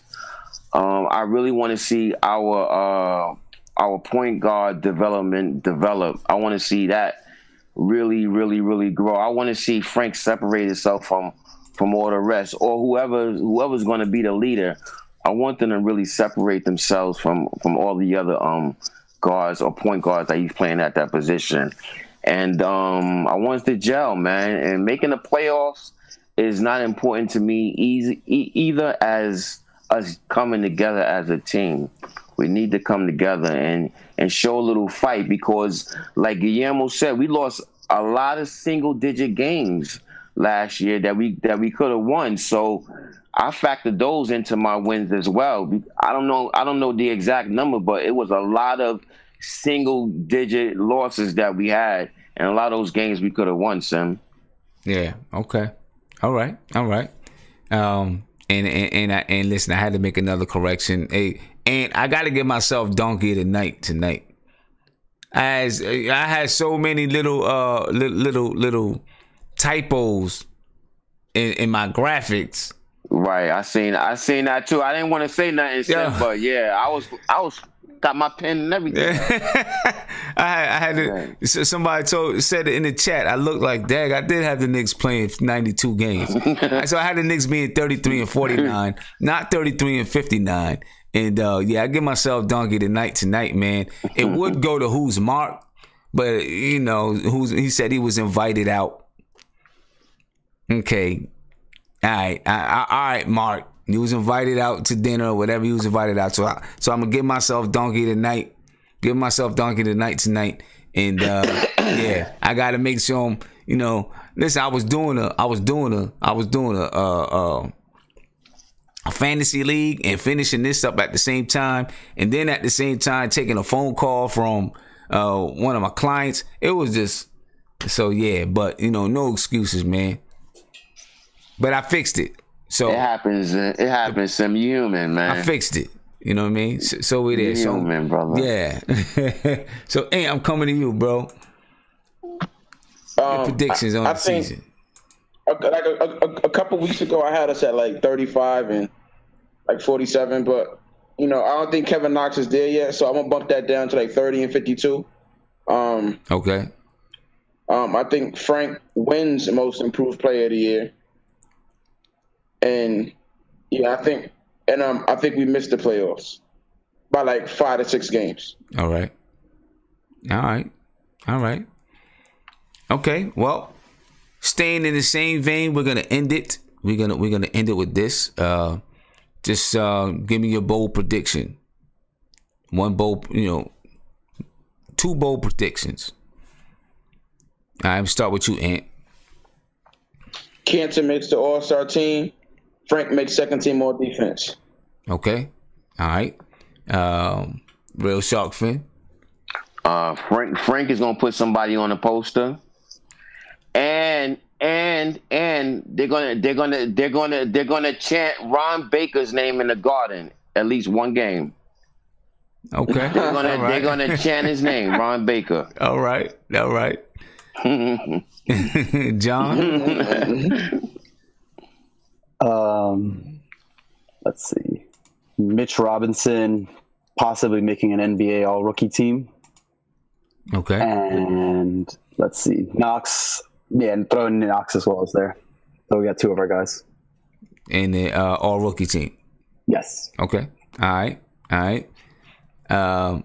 Guillermo, bold predictions. 2 of them. 2 of them. I see Frank Ntilikina having a top 15, top 20 PR in terms of point guards for our team. And an interesting one, I foresee a on-court, I won't say fight, but an on-court argument that kind of sets a paradigm shift between Tim Hardaway Jr. and Fizdale. Ooh, okay. All right. That could happen. I don't want to see turmoil. I could see it where Tim Hardaway, he's doing his, I'm going to just shoot it from anywhere, and Fizdale yanks him, and Tim Hardaway has to go to the locker room because he can't control himself, and you'll see the shift. Then you start seeing Dotson take some minutes up, and Trier takes some minutes. All right. and somebody in the chat to go opposite of you says Hardaway scores 60.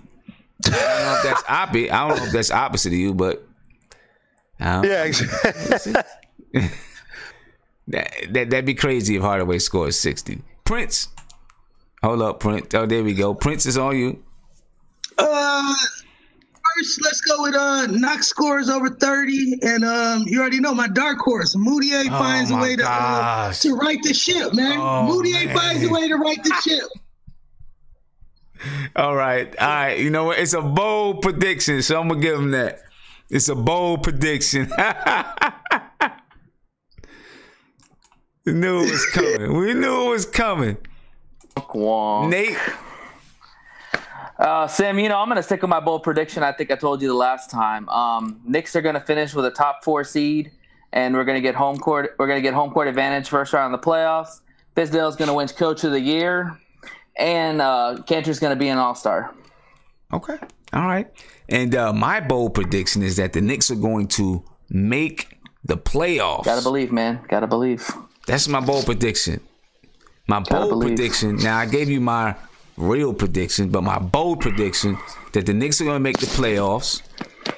Hardaway is going to go to the bench, and that's why it's called a bold. Kanter is going to make the All-Star team. Kevin Knox is going to win Rookie of the Year. It's my bold predictions. I believe. And before I head off, I want to tell you guys, because you guys are in the chat, something that I'm going to announce it. I'm waiting to organize it till after the opening night game. Right, but I'm gonna do a debate tournament, and I wanted to have this debate tonight so that we could kind of kick it off, right? But I'm gonna do a debate tournament, and it's gonna be a separate show, separate from this, right? And it will have 16 debaters, and we'll debate. We'll have people will debate the Knicks, and then the people that's in the chat will choose the winner. And the winner will move on to the next round. Oh man! Right, and when gonna choose, and then when we get to the championship, the person who wins the championship will, maybe Knicks tickets, a jersey, something like that, a signed jersey, something like that. A signed jersey or something.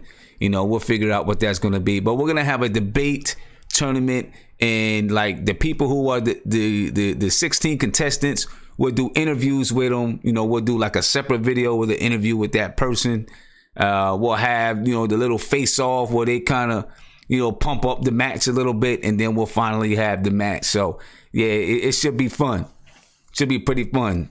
So now we just got to find the 16 contestants, right? We got to find those 16 contestants, and we're going to have a way to, figure out who those contestants are. Obviously, there might be some people, there's going to be people here in the video chat, and I'm sure there's going to be some other people that's not in the video chat that like to participate. But yeah, that's going to be pretty fun.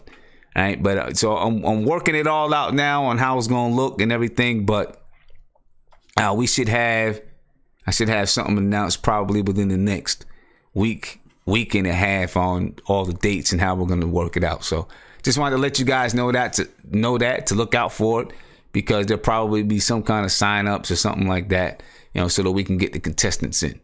All right? But anyway, since we don't have last words, we were supposed to have a debate up. We don't have a debate up, right? But I am going to head out.